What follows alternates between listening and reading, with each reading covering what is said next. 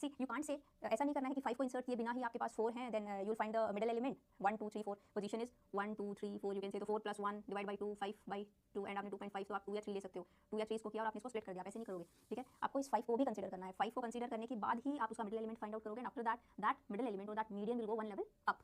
You can see to the parent of this node, parent का कुछ है नहीं, this is already the root node, so this will go to the one level up और वो आपका क्या हो जाएगा, that will be the root node. So इस 5 हो गए, 5 का मिडिल एलिमेंट और median would be this 3। Okay, now 3 को हम 3 ऊपर चला जाएगा and this node will be splitted in 2 parts, तो 3 के 2 चिल्ड्रन होंगे, 3 के लेफ्ट में क्या होगा 1 एंड 2 और 3 के राइट में क्या होगा 4 एंड 5। ओके, सी बिकॉज़ 3 के लेफ्ट में 1 एंड 2 है, why so because 1 and 2 values हैं जो smaller than 3 हैं and 4 and 5 are greater than 3 हैं, because it is you can say BST generalization of BST binary search tree. Okay, now you are supposed to insert, next is 5 के बाद है 6. See, this one is root node. Okay, now we will first start from the root node 6. 3 से greater than है 6 तो 3 के right में चलेगी, but you cannot insert 6 at this place. Why so? Because in B tree elements or new node new key can be inserted in leaf node only. Okay, you cannot insert in root node. 6 is greater than 3 तो right में जाएगा and will go to the child of this root node. 4 and 5 ये child हो गया, इसके बाद 6 क्या है greater than 4 to 5, तो 6 आपका यहाँ आएगा, ठीक है। 6 को यहाँ insert कर सकते हैं because this is leaf node, इसके बाद कोई भी node है नहीं। After that 6 के बाद क्या होगा, same procedure with 7, तो 7 would be inserted after 6. Okay, now next you are supposed to insert 8. Same with same procedure 8 हम इसे कंपेयर करेंगे, 3 8 इज ग्रेटर देन 3 तो ये राइट पार्ट में चला जाएगा, 8 इज ग्रेटर देन 4 5 6 7 तो 8 यहाँ इंसर्ट होगा, but you can not insert 8 here, why so because this node has already 4 keys and the maximum keys every each node can have is 4. Okay, now you are supposed to split this node. Now how this node would be splitted, median element would be find out, median element is this middle element that is 6, middle element इसका 6 है तो 6 would go one level up, और you can say the 6 the middle element would go to the parent node. Parent node में है 3, 6 आपका कहाँ चला जाएगा, यहाँ we can insert 6 here because maximum keys 4 हो सकती हैं. So the tree would be like this 3 6 आपका यहाँ चला गया, left of 3 is 1 and 2 and this after 3 right of 3 and but left of 6. 6 के लेफ्ट में कौन से आएंगे 4 and 5 because 4 and 5 are less than 6, 4 and 5, और 6 का राइट चिल्ड्रन क्या होगा आपका 7 and 8. okay, now next element we have to insert is 9. 9 compare होगा 3 से ग्रेटर देन है, 6 से भी ग्रेटर देन है,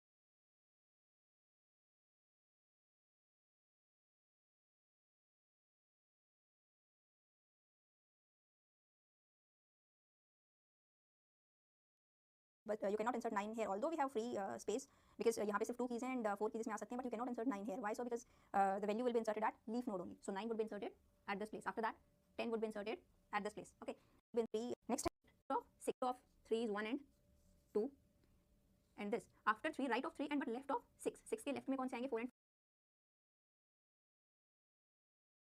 5 because 4 and 5 are less than 6, 4 and 5, और 6 का राइट चिल्ड्रन क्या होगा आपका 7 and 8. okay, now next element we have to insert is 9. 9 compare होगा 3 से ग्रेटर देन है, 6 से भी ग्रेटर देन है, but you cannot insert 9 here, although we have free space because यहाँ पे सिर्फ 2 keys हैं and 4 keys में आ सकते हैं, but you cannot. 10 would be inserted at this place. okay, after that 11 insert यहाँ होना चाहिए, but ये insert यहाँ पे नहीं हो सकता. why so? because already we have 4 keys, then splitting would be there, और splitting क्या होगा मिडिल एलिमेंट इज 9, तो 9 क्या जाएगा वन लेवल अप, और you can say to the parent node, parent of this one. so 9 आपका कहाँ चला गया, 9 आपका यहाँ आ जाएगा, 3 6 and 9. okay, अब 9 अगर ऊपर चला गया then this node will be split in 2 parts, so 7 8 and 10 11. 7 8 would be to the left of 9 and 10 11 would be to the right of 9 because 7 8 है less than है 9 से, और 9 से greater than है 10 और 11, तो ये ट्री क्या हो जाएगा, मैं इसी में इसको अपडेट कर रही हूँ 7 8 and to the right of 9 10 11.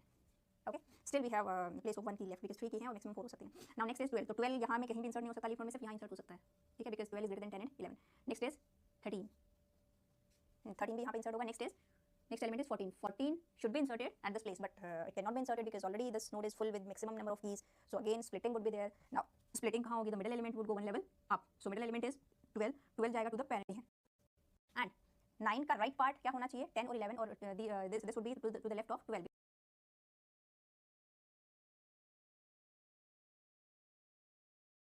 because 12 से 10 और 11 13 and सबसे greater than है और लीफ में ही इंसर्ट होगा, then will go to the right of 12, और यहाँ पे क्या हो जाएगा आपका 15. 7 and 8. ठीक है, after 6 and before this 9. अब 9 this 13 14 will go to the right part here, but we cannot insert because element would be up one level up, or you can say to the parent of this node. Parent of this node is this 12 and 7 क्या होंगे from 1 to या किसी inserting element.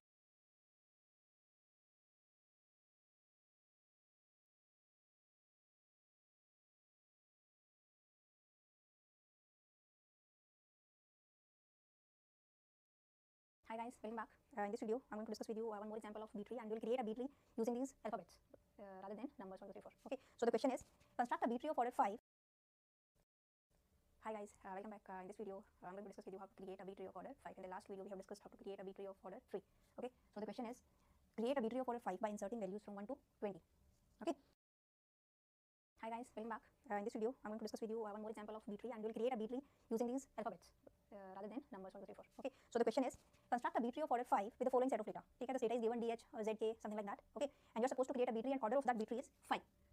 So M, we have M value is 5. Okay, the maximum children each node can have 5. Maximum key each node can have, that is 5 minus 1 4. Okay, now see, first element is, first character is D. So first of all, our tree is empty, so we will create a node and we'll insert D in that node, and in this node maximum key would be 4. Okay, now next is H. See, in case of numbers, I have told you that you would insert the number in the ascending order. Okay, like suppose 10 के बाद 12 आता है तो उसको 10 के बाद insert करोगे. In case 5 आता है तो 5 को 10 से पहले insert करोगे. But these are alphabets. So same with alphabets. D after that we have H, and you will see in these alphabets H is coming after D. तो आप उसको after D would insert H. After that Z. After that you will insert Z. Okay. Z के पास what is the alphabet, that is K. See now what mistake most of the student do is they'll insert K at this place, but this one is wrong. You cannot insert K at this place. Why? So because you are supposed to insert the data in ascending order. Ascending order के पास data नहीं है, but you have alphabets ना, तो alphabetical order में you are supposed to insert this one. And K comes before Z. Everybody knows this one is K, and K comes after H. So after H you will insert K, and Z would be at this place. Okay. Please make sure the data would be that sorted data. Okay. Next is B. Now would be inserted at which place? So B is coming in the alphabetical series before D. तो B कहाँ पे insert होना चाहिए? यहाँ पे before D. Or you can say at this place B, but we cannot insert B at this place. Why? So because the maximum key the node can have is 4, because M की value is 5. We have order 5. So now what you have to do is you're supposed to split this node. Or splitting कैसे होगी? The median element would be find out. Median element is this H. I hope everybody knows how to find out median element or middle element. And this node would be splitted from this middle element. Middle element will go one level up, or you can say to the parent node. But यहाँ पे this one is root node, इसका कोई parent नहीं है, तो then H will become the root node. और 2 इसके क्या हो जाएंगे? Children हो जाएंगे. So the tree would be H. To the left of H we have B and D, and to the right of H we have A and Z. Okay. Okay. Now we are done till this B. Now next is P. Now where are we supposed to insert P? You will compare this P with this H. P is after coming after that this H, right? H के बाद क्या है अपना P, तो you go to the right part. You cannot insert P at this place. Although we have free place, we can insert it. But see, B tree में हमेशा क्या होता है? Data would be inserted from the leaf node. B tree हमेशा upward direction में grow करेगा. ठीक है? Now where P आप यहाँ पे देखोगे कहाँ insert करोगे? P in alphabetical series में is coming after K. K के बाद आएगा P and before Z. तो आप insert P यहाँ नहीं करोगे, सीधा P आ गया और यहाँ insert कर दिया. No, this would be inserted before Z. K, P and then Z. Then Q. Q H के बाद ही आएगा. Compare with H, same procedure है. तो हम Q यहाँ पे आएगा तो to the right part will go. अब यहाँ पे you have to check Q को आप कहाँ इंसर्ट करोगे. Q देखो कहाँ पे आता है. Q comes after P but before Z. तो Q यहाँ पे इंसर्ट होगा Q एंड Z. ठीक है. Now next element left D. तो ये Q के बाद 4 E. ओके. होगा आपका कहाँ चला गया? To the parent of and T. After H before Q, तो ये का क्या है M. तो M would go one level with at this place M H level, this one C and और ऊपर चला जाएगा. ठीक है. So the arrangement would be मैं लिख रही हूँ इसको यहाँ पे. Arrangement would be M split होकर ऊपर चला गया. M के लेफ्ट में क्या होंगे? This one C and H. M के राइट में क्या होगा? Q and W. अब इनको देखो ये कैसे लिखोगे. सेम C के लेफ्ट में क्या होगा? A and B. C and H के इन बिटवीन क्या है? D and E. After H we have यहाँ से सी पहले यहाँ से स्प्लिट हुआ है M ऊपर जाएगा तो M के लेफ्ट में क्या होगा? K and L. और ये K और L कहाँ होंगे? H के राइट में K L. ठीक है. But to the left of M के लेफ्ट में बट H के राइट में. ठीक है. नाउ M के राइट में क्या होंगे? N and P. M के राइट में N और P होगा बट ये N और P क्या होंगे? Q के लेफ्ट में होंगे यहाँ पे N P. Q और W के बीच में क्या है अपना S एंड T, और W के बाद क्या है अपना Y एंड Z. सो सी और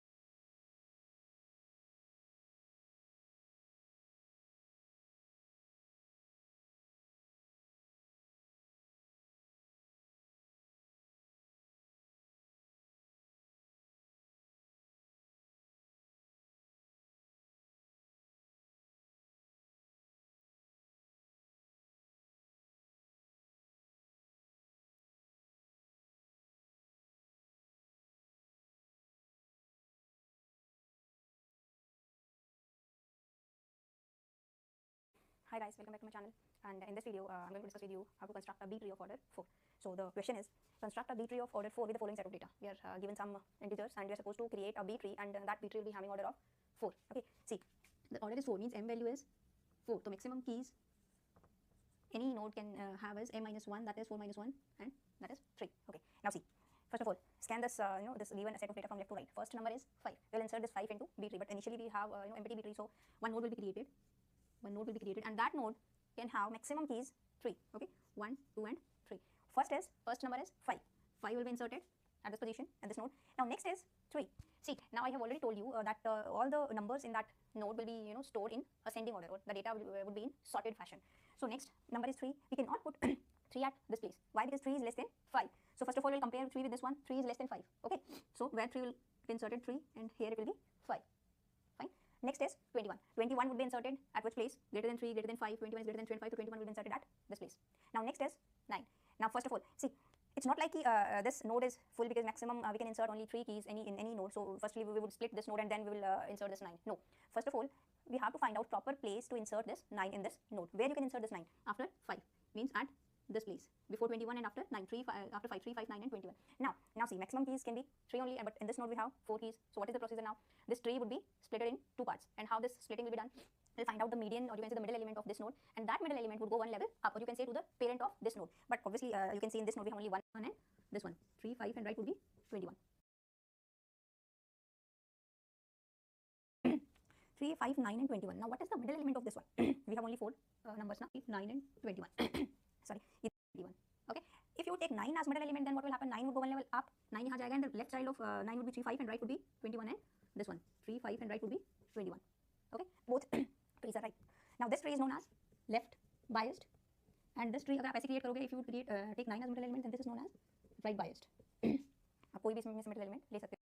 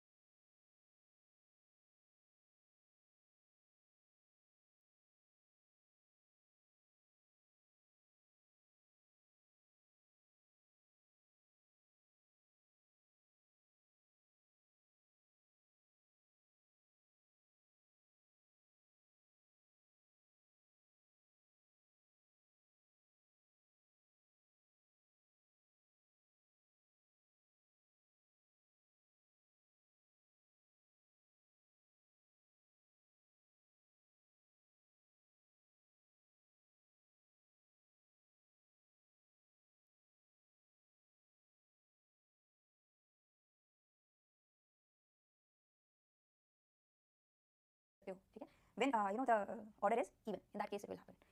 So see, let us take 5 as middle element. Okay, the tree would be left biased. हमने 5 को middle element consider किया, then the tree would be 5 would go one level up, left child of, yeah, you can say left subtree of this 5 would be only 3.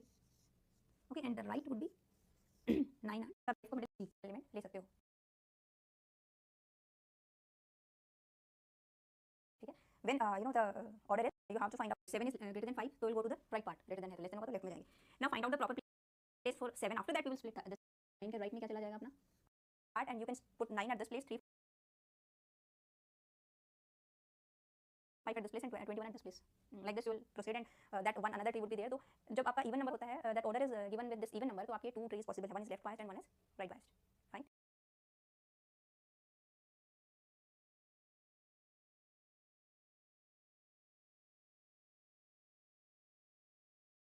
From a B tree, I'm going to take this example. This is a B tree of order 5. Okay. Now see, according to the properties of B tree, if order is 5, then minimum children would be 3, maximum children would be 5, minimum keys can be 2 because this is m by 2.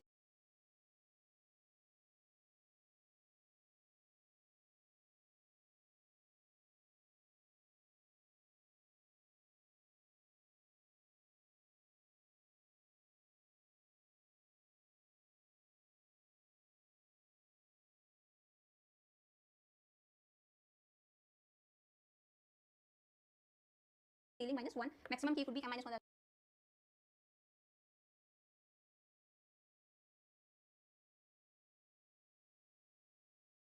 That is 4. Okay. So if you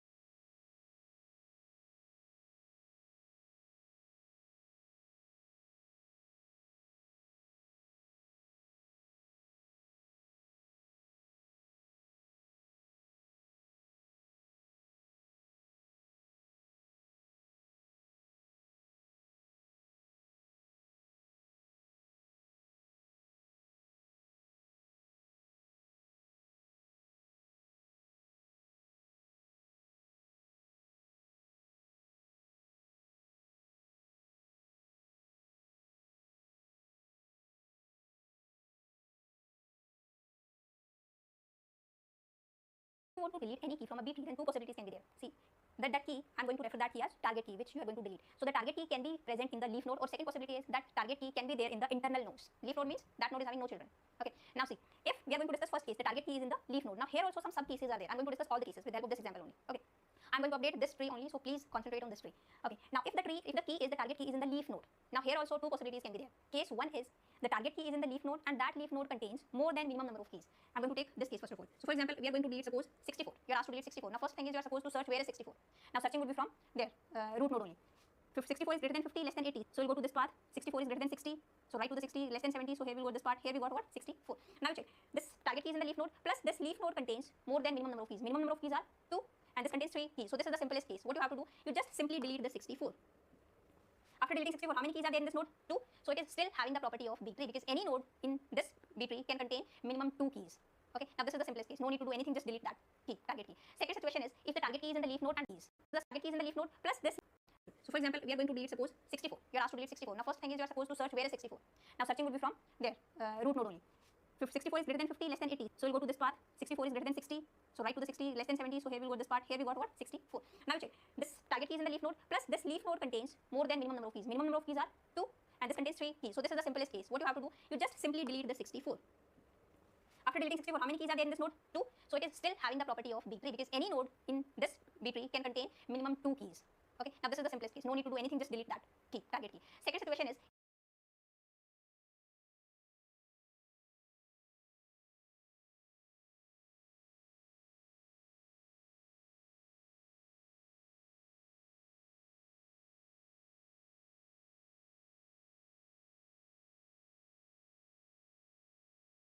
if the target key is in the leaf node and that leaf node contains minimum number of keys.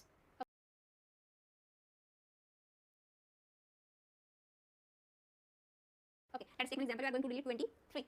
Now locate where is 23? Less than 50. Here this side greater than 10, 10 greater than 20. So this side here we go to what 23. But you cannot simply delete this 23. Why? So because if you delete this one, then the remaining key in this node is only 1. And that will violate the property of B tree. Because what B tree says, every node contains minimum number of keys. How many? 2. Except root node. Root node can contain 1 key. Okay. So now in this case, what you have to do, this case is there. That leaf node contains minimum number of keys. Minimum number of keys are 2. Now here, 3 possibilities can be there. Fine.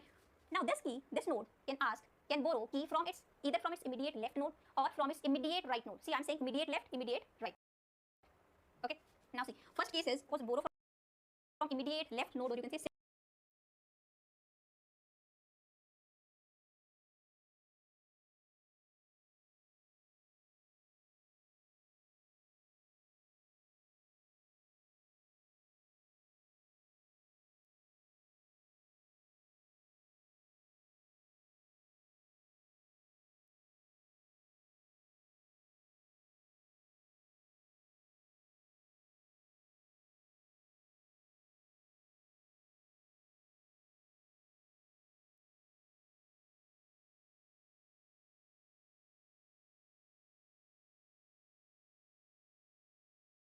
sibling. Here we will refer this sibling. Okay. So in this case, obviously we don't have any right sibling, so we'll go to the left sibling. Left sibling is this. This node will ask, I want to borrow 1 key. Can you give me? Now the situation is this node will say yes. Why so? Because this node contains more than minimum number of keys. So here the situation is it can borrow any key from its immediate siblings if and only if that sibling is having more than minimum number of keys. So here this left sibling is having more than minimum number of keys. So yes, it can borrow key, but it cannot directly borrow key from here to here. Okay. The rule is the key would be borrowed through the parent node. So the processor is what? Here we are borrowing key from the left sibling. So what happens? From this node, the maximum value would be transferred to its parent node. Maximum value is what? 16. And so this value of this parent node would be transferred to here, to this node. After that, we'll delete what? 23. Okay, so this is the procedure. Now I'm going to update in this case only. Now see, why we have taken the 16? If you take this 15, if you write here 15, so in that case, here is 14 and 16. But that is violating the property of BST also, because this is a BST tree. So to the left of 15, we cannot put 16, because to the left of 15, only values less than 15 can be there. That is why we take the maximum value from the left sibling. So this is the first case. Now second case maybe a situation can be like that left sibling is not having more than minimum number of keys. So it will take with its right sibling. Suppose if right sibling is having, just immediate right node is having more than minimum number of keys, then borrow key from the right sibling. Let us take one case. Suppose we are going to delete what? 72. Now see, first of all locate where is 72. Searching would be from here, 50 greater than 50, less than 80, this side. 72 is greater than 70, this side, and less than 75. So here we go to what? 72. So this is a leaf node. That leaf node contains only minimum number of keys. So it has to borrow something from left or right sibling. Left sibling is not having more than minimum number of keys.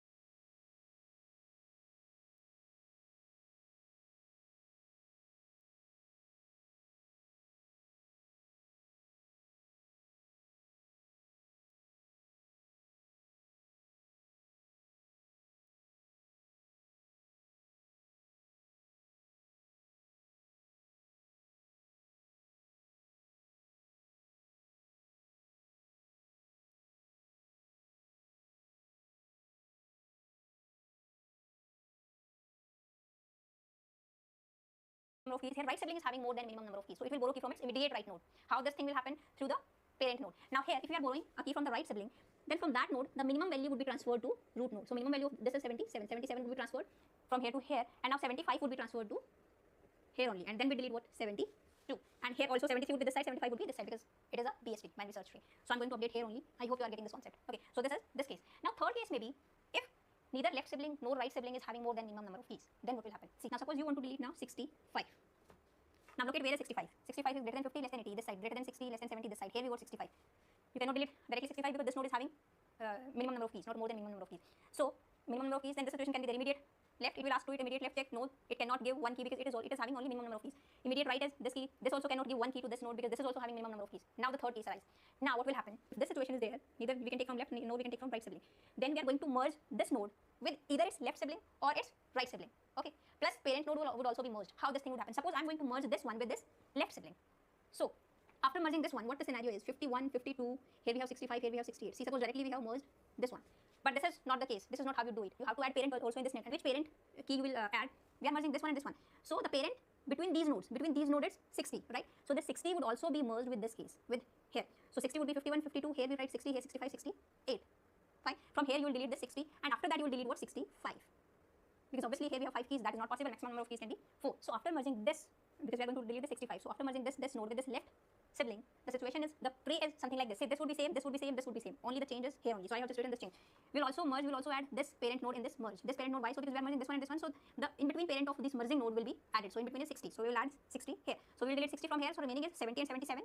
And here we'll merge this one, 51, 52, then 60 is here, 65 would be deleted and then 68. This one, this is to the left of 70, to the right of 70, we have 73, 75 to the right of 77, we have 78 and 79. Or you can merge this node with this also. There the scenario would be something like this. If you are merging this one and this one, then in between parent of this node is 70, then 70 would be merged with these one. So the situation is something like this. 65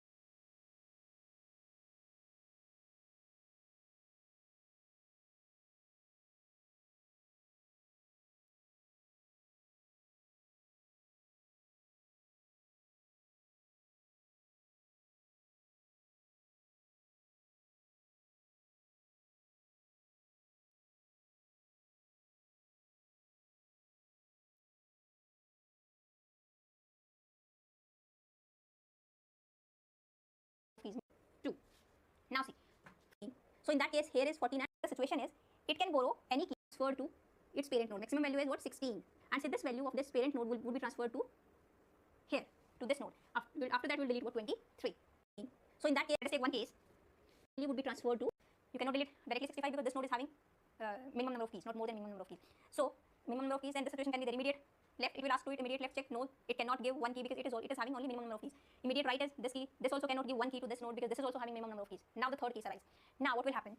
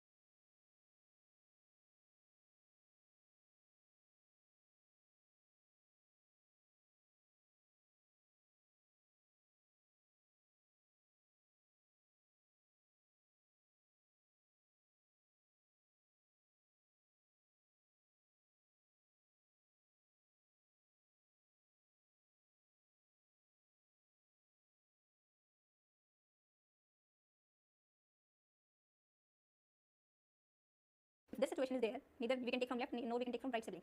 Then we are going to merge this node with either its left sibling or its right sibling. Okay.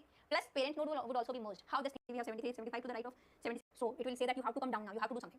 Now what parent node will do? This parent will 65 that tree would be something like this, and this tree satisfying the B tree property. So now suppose you are deleting 20. How to delete 20? Find out where 20 is. To the left of 50, to the right of 60, 16. Here we have 20. But that it is in leaf node, but that leaf node is having only minimum number of keys. You cannot directly delete it. Okay. Now this node will ask, can borrow key from either from its immediate left node or immediate right node. There is no immediate right, so immediate left.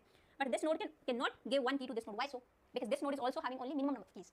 Now what will happen? So it will ask to the parent node that I cannot borrow any node from my sibling's node. So it will say that you have to come down now. You have to do something. Now what parent node will do? This parent will come down and merge these two siblings. Now the situation is something like this. Everything would be same. Here only changes 52, then 60 is here, 60, and from here 60 would be this one. Now suppose you are deleting. I'm going to update this case here only. So now this is the third case. So after deleting the 65, the tree would be something like this, and this tree satisfying the B tree property. So now suppose you are deleting 20. How to delete 20? Find out where 20 is. To the left of 50, to the right of 60, 16. Here we have 20. But that it is in leaf node, but that leaf node is having only minimum number of keys. You cannot directly delete it. Okay. Now this node will ask, can borrow key from either from its immediate left node or immediate right node. There is no immediate right, so immediate left. But this node cannot give one key to this node. Why so? Because this node is also having only minimum number of keys. Now what will happen? So it will ask to the parent node that I cannot borrow any node from my sibling's node. So it will say that you have to come down now. You have to do something. Now what parent node will do? This parent will come down and merge these two siblings. Now the situation is something like this. Everything would be same. Here only changes 10. Only 10 is there. To the left of 10 we are having 4, 5 and 6. And we will merge this one. This 14, then 15, then 16 would be come down. The parent would become here only, then 20 and 27. After that you will delete this 20. Okay. This is the case now. This would be the case. But that is not done. We are not done with this deleting of this 20. Why? So because see, after deleting this 20, now this node is having only one key, and that is violating the property of B tree. Every node must have two minimum number of keys except root node.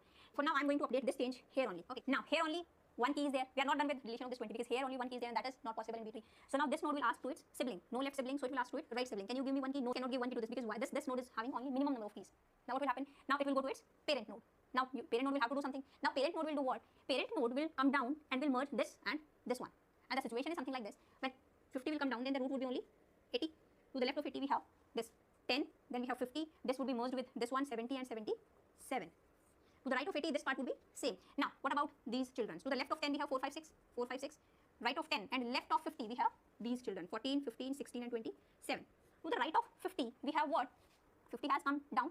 So right of 50 are this one. We have merged this also. To the right of 15 would be 51, 52, 60 and 68.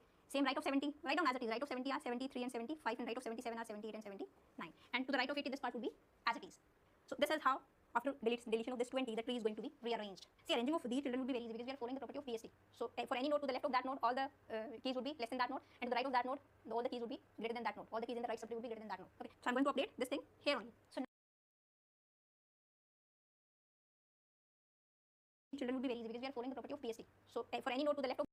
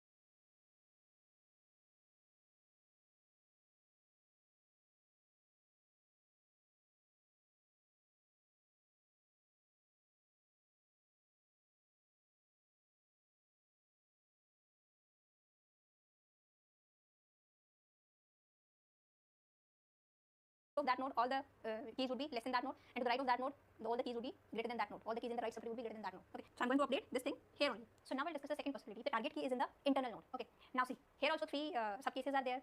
See, internal node means that node contains its left side also and right side also. So you can take either in order predecessor or in order successor, as we have discussed in addition in binary search tree. Okay, now suppose now you want to delete after 20, you want to delete what? 70. Now search where is 70. 70 is less than 80, 70 is greater than 10, greater than 50. Here we got 70, and this 70 is not in leaf node, it is an internal node. This is internal node, and this node, this is having both its left child and its right child. Okay, now how to replace the 70? How to delete the 70? You can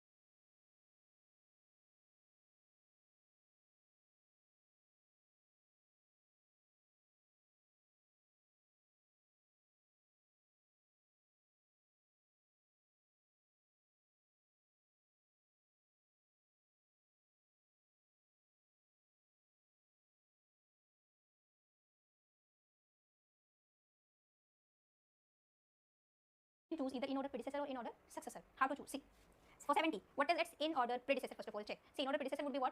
We have discussed how to find out in order predecessor and successor when we were discussing the BST tree. Okay, now in order predecessor would be the maximum element from its left subtree. So 70 ke left mein kya hai? This one. So maximum from this is 68. Because see, in order of this B tree would be obviously data would be in ascending order. So predecessor would be just less than 70. That is 68. Now, see, you have to check if that node which contains the in order predecessor of that target key, if that node contains more than minimum number of keys, then only we can replace this target key with the in order predecessor. Okay. If this, suppose this node would have contained only 2 keys, then that thing is not possible. Then we have to do something else. Okay, we'll discuss that case also. But here 68 is predecessor and this node is having more than minimum number of keys. Now we'll do what?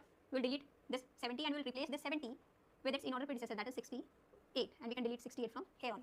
Now remaining keys are 3, that is fine. Minimum number of keys can be 2. Now next is, if you want to delete suppose 95. Now see, here we have 95 to the right of 80 to the right of this 90, 95. Now in question when you are going to go there and check if that you can replace that thing with its in order predecessor, check in order predecessor of 90 is maximum from his left tree, maximum is 93, but you cannot replace 95 with 93 because this node, the node which contains in order predecessor of the target key, is having only minimum number of keys, so we cannot replace this thing. Now check out for in order successor. In order successor of 95 is what? The minimum key, the minimum element from its right subtree. So to the right of 95 we have this one. So minimum key from this is 100. So this is in order successor, and this node which contains in order successor is having more than minimum number of keys. So we can replace this target key with in order. This is 78, but we cannot take 78 because this node also contains minimum number of keys. So now if this situation is there, then we are going to merge this one with this one, that is 73, 75, and also with 77, then 78, 79, and then we will delete 77. So only 4 nodes are there. From here also we will delete 77. So the remaining node in this are 10, 50, and 68. To the right of 68 we are having this node. Okay, 73, 75, and we are going to merge this one, 78 and 79, and we are going to delete the 77 from here. So this is the case now. So this is the third case. How we are going to solve this one. Now suppose you want to delete 80. It is here. You can either replace it with in order predecessor. Check out what is in order predecessor of 80. To the left subtree of 80 is this one. So in order predecessor would be the maximum element from the left subtree. Maximum element is 79. So see, this in order predecessor, this node is containing more than minimum number of keys. So we can replace this 80 with 79. So this is the situation after deleting 80. Now suppose you want to delete 100. Now what is the case? See, where is 100? This side. To the right of 70, to the right of 90. Here we have 100. Now check out. In order predecessor is 93, but we cannot replace with this because this node is having only minimum number of keys. In order successor is 180 more. So in order predecessor would be the maximum element from the left subtree. Maximum element. See, where is 100? This side. To the right of 70, to the right of 90. Here we have 100. Now check out. In order predecessor is 93, but we cannot replace with this because this node is having only minimum number of keys. In order successor is 110, but we cannot replace with this one because this is also having minimum number of keys. Now the third option was merge these two with this one. Now the situation is something like that. This here, this is same to the right also. So this is transferred, and 79 would be transferred to this side, the right side, because these are to the right of 68. Now the situation is something like this. Here you will write 7 key would be transferred to its root node. Give it to the pair. Can you give me 1 key? Yes, this can give you. They give it 1 key because this is having more than this. This node is having only 1 key, so that cannot be possible. Now you have to do something. Okay, this 100. So this is the key. Then 110, then 111, then 0, but we cannot replace with this one because this is also having minimum number of keys. Now the third option was merge these two with this one. Now the situation is something like this. Here this is same to the right side. Here we have 90, to the left of 90, 81, 82, and 89. We will merge this one with 92, 93, then 100 would also be merged, then 110, then 111. Then we will delete. Next is 100. Then we will delete this 100. So this is the case. But here the situation is this node is having only 1 key, so that cannot be possible. Now you have to do something. Okay. Now I'm going to update these changes here only. Okay. But now it will ask to its siblings. The sibling. Can you give me 1 key? Yes, this can give you. They give it 1 key because this is having more than minimum number of keys. Now which this will give it to the parent node. Okay. Now if you are borrowing from the left sibling, then the maximum key would be transferred to its root node, to its parent node, sorry. So 68 would be transferred here. Here 68 would be transferred and 79 would be transferred to this side. Okay. So now if 68 has been transferred, so these elements, the right of 68, obviously these elements would also be transferred to the right side, because these are to the right of 68. Now the situation is something like this. Here you will write what? 68. 78 would be transferred here. So 78 would be to the left of 90. 79 would be left of 90. Fine. Now if 68 has been transferred here, so the right of 68 element would also be transferred. So these elements would be to the right of 68 but to the left of 79, because these elements are less than 79. So now the tree would be something like this. So now we have discussed all the cases. We'll discuss one more case, that's shrinking of the height. See, now in this tree you can see the height is 1, 2 or 3. See, this is 0th level, this is 1 level, this is 2nd level. After shrinking, the height will become -1, that is 2. How that thing happened? See, now let us suppose after 100 we will delete 6. Find out 6. Where is 6? To the left, here only, in the leaf node. That previous one we have discussed. And this node is having more than minimum number of keys, so no problem, we'll directly delete this 6. Now we'll delete suppose 27. Here we have 27. This node, leaf node is containing more than minimum number of keys, so we directly delete 27 simply. Okay. Now suppose you want to delete 60. Where is 60? Left of this one, right of this one. Here we have 60. And this leaf node contains more than minimum number of keys, so we can directly delete this 60. Now suppose you want to delete 16. Here is 16. We can directly delete because this node is having more than minimum number of keys, so we can directly delete this 16. Now see, now suppose you want to delete what? 50. Check where is 50 this side, and this is internal node. So this node is having left child also and right child also. So you can replace it with either in order predecessor or in order successor. It depends how you code that. Okay. Suppose first of all we are going to check if the node which contains in order predecessor of the target node is 50. Okay, then we'll replace the target node with the in order predecessor. Otherwise, if the node which contains the in order successor of this target key is having more than minimum number of keys, then we'll replace the target key with the in order successor. Otherwise, what we will do? Merge these nodes. Now this thing. Now see what happens. In order predecessor of 50 is this maximum element from the left subtree, that is 15. But we cannot replace this with 15 because this node is having only 2 key minimum number of keys, not more than minimum number of keys. Now check out for successor. This also having only 2 key minimum number of keys, so we cannot replace with either this one or this one. Now third case would be applied. Now this and this. See 50, we want to delete 50, so this left child and right child would be merged. So and then 50 would be deleted. So after merging, this would happen 51 and 52, and then 50 would be deleted. So this is the case now. But here one problem is what? This node is having now only 1 key. That is not possible. That is violating the B tree condition because only root node can have 1 key. All the other element would have minimum 2 keys because order is 5. So now what to do? This node will ask to its sibling, I want to borrow 1 key, can you give me? But the sibling is also having minimum number of keys, so he cannot give any key. So he'll say no, I cannot give you any key. Now this node will ask to its parent node. Now what parent node will do? Parent node will itself go down and merge this and this one. Now after merging this one, the tree will be something like this. We'll merge this, and parent will go down 10, 68, 79 and 90. To the left of 10 we have 4 and 5. To the right of 10 we have 14, 15, 51 and 52, and 68 would go down to the right of 68, to the right of 68, okay, and left of 79, left of 79 we have what? 73, 75 and 78. To the right of 79 we have 81, 82, 89, and to the right of 90 we have 92, 93, 110 and 111.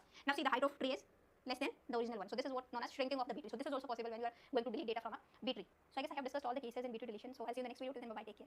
If order is given of a tree, then max from a B tree. I'm going to take this example less than the original one. So this is what known as shrinking of the B tree.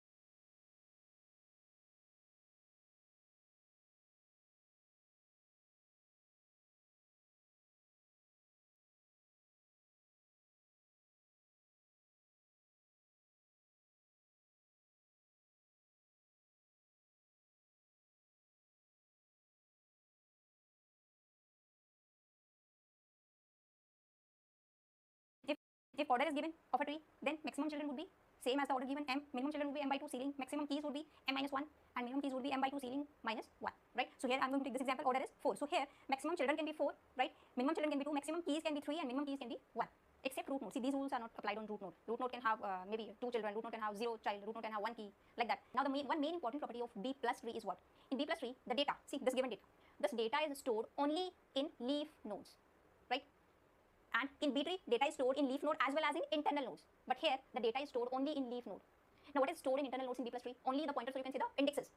Fine, indexes to the data, which is stored in the leaf node. Those indexes are stored in internal nodes. And second important point is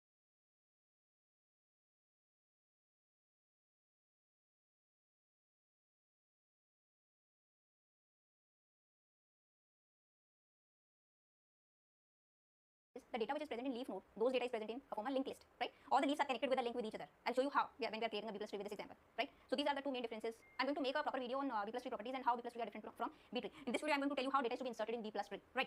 See, and B plus tree, B tree is what? It was a generalization of BST, binary search tree. So data in parent node, right? So the data to the left of parent is always less than parent, and data to the right of parent is always the greater than that parent. So that property is also followed in B tree as well as in B plus tree. So now let us start. See, here order is 4. So initially node trace there, tree is empty. So we are going to construct a node, you can say, right? And that node can have maximum how many keys? 3 keys. So that node can have maximum 1, 2, 3 keys, and maximum children can be 1, 2, see 1, 2, 3 and 4. So in between these 4 links, only 3 keys are possible, right? So now see, first number is 1, insert 1, so we can insert 1, right? So next is 4. Now where 4 is to be inserted? 4 is here, only one node is there, right? So 4 is greater than this 1, so 4 is to be inserted to the right of this 1. So here we will insert 4. Next is 7. 7 is greater than 1 also, greater than 4 also. Here we will insert 7. Next is 10. Now where we can insert 10 after this 7 here? But it is not possible. You cannot insert 10 in this node. Why so? Because it is overflow condition. Maximum keys in a node can be only 3. Here, fine, in this case. So now what should be done? Now this node should be splitted. Now B tree and B plus tree also always grow towards root, upward direction, not towards leaf direction, right? So we are going to find how this node is to be splitted now. Find out the middle element. Now here we have this and this leaf node. Leaf node. Here you will insert 17. Next is 21.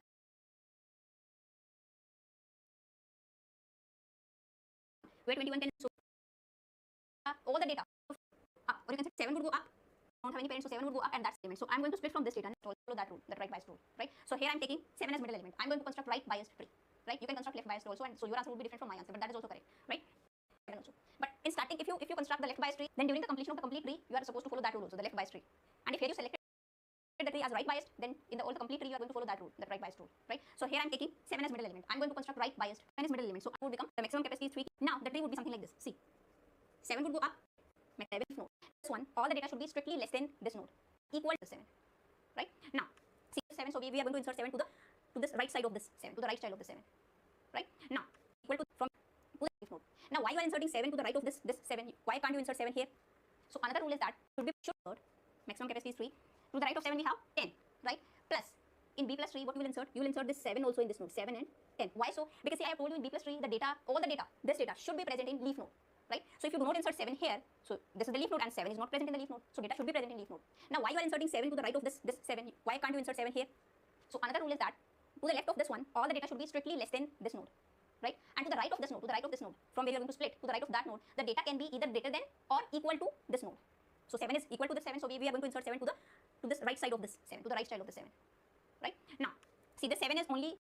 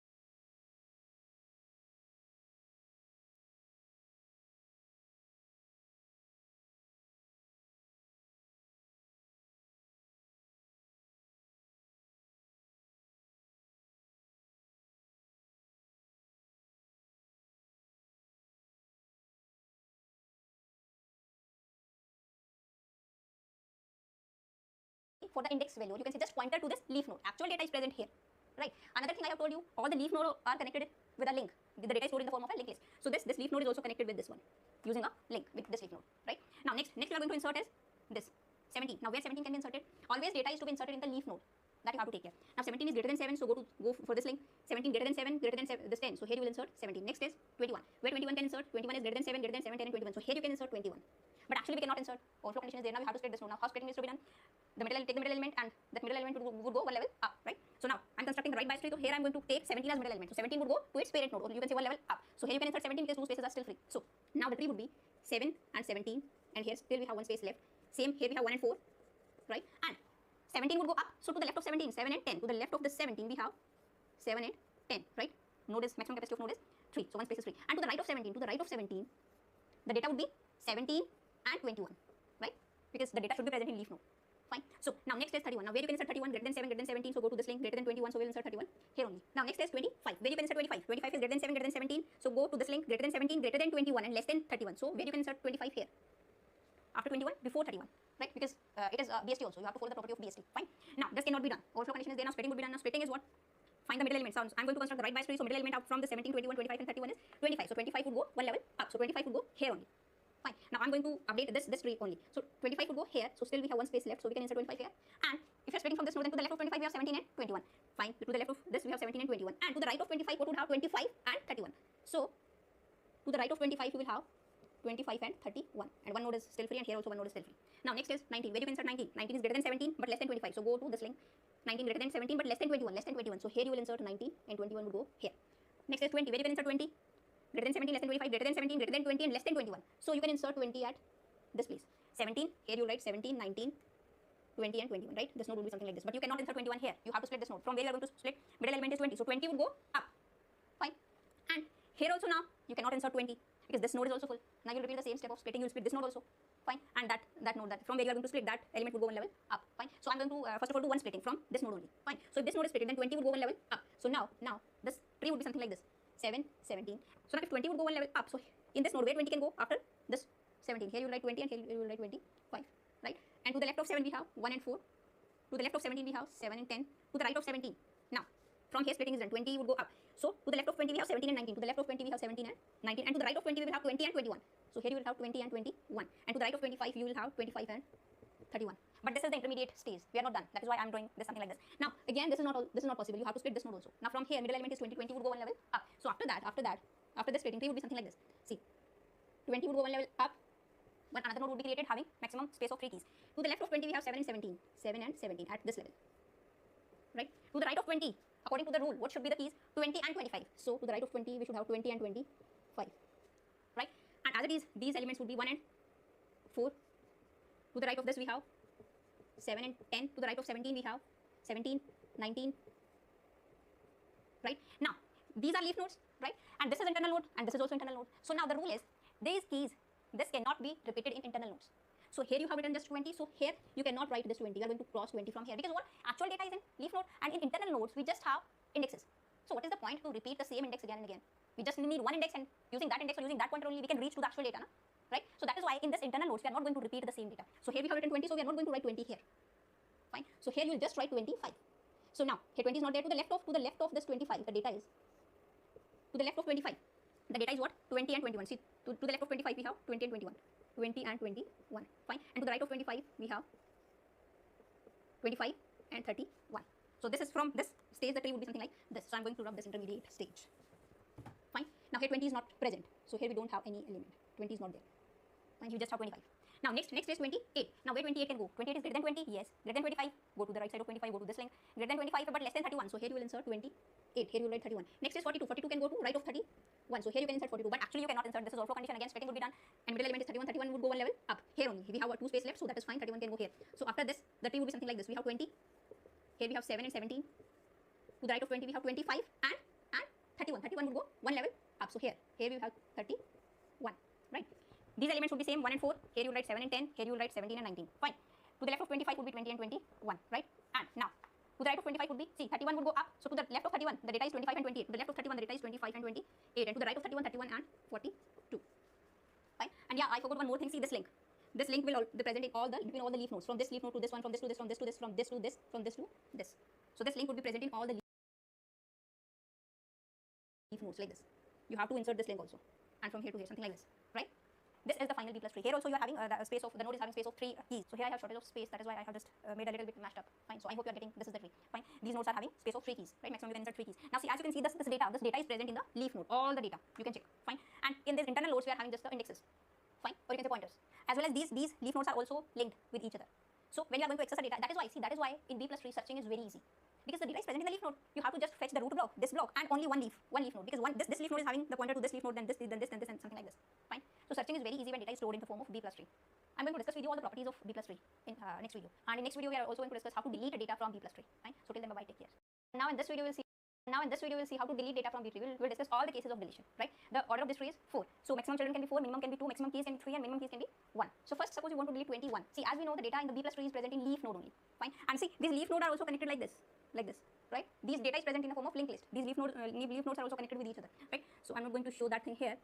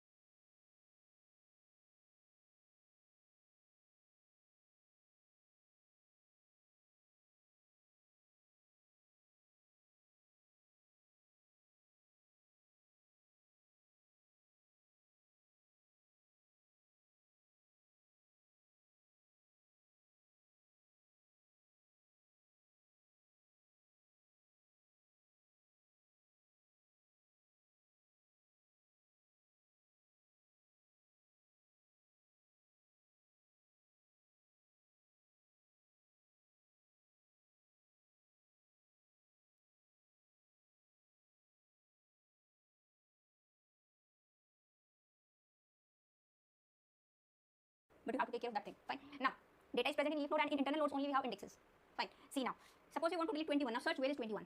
Greater than 20, yes, go to this side. Less than 25, go to this side. Here we got 21. Now this is the first case in which the node which is having the data you want to delete, that node is having more than minimum number of keys. This is the simplest case. In that case, you simply delete that key. Now here you have to take care of one more thing also, because you have to check the indexes also. Maybe that data is present in leaf node also, and that data is also in the index. So you have to delete the data from index also. Now 21 is not present in the index. 21 is only present in the leaf node. Fine. So if you delete this 21, then data is remaining value is 1 and minimum key should be 1. So this is still satisfying the property of b plus 3. No need to do anything. This is the simplest case. Simply delete the data. Now next is 31. Search where is 31. 31. See here we go 31, but it is index, and now data is always present in leaf node. You are supposed to delete the data from the leaf node only, because data is only in leaf node. So now go to this right side. Here we go 31. Fine. You have to delete this data from here also and here also, the index, associated index also. Now if you delete this 31, this is the same case. This leaf node is having more than minimum number of keys, so simply delete this 31. This is still satisfying the property of b plus 3. Minimum tree is 1. Now again delete this 31 from here. Now what you will do? What index you will put here? Fine. If this is the case, then you will check out the right child. Right child is this one, and you will take the minimum value from the right child, or you can say the first element of the right child. Here we have only 42, so 42 would go here. So now here you will write 42. So now this is the new index 42. Fine. Next case, delete 20. Now find where is 20. Here we go 20, but this is satisfying the property of b plus 3. Delete the data from the leaf. 31. See here we go 31, but it is index, and now data is always present in leaf node. You are supposed to delete the we got 21. Now this is the first case in which the node which is having the data you want to delete, that node is having more than minimum number of keys. This is the simplest case. In that case, you simply delete that key. Now here you have to take care of one more thing also, because you have to check the indexes also. Maybe that data is present in leaf node also, and that data is also in the index. So you have to delete the data from index also. Now 21 is not present in the index. 21 is only present in the leaf node. Fine. So if you delete this 21, then data is remaining value is 1 and minimum key should be 1. So this is still satisfying the property of b plus 3. No need to do anything. This is the simplest case. Simply delete the data. Now next is 31. Search where is 31.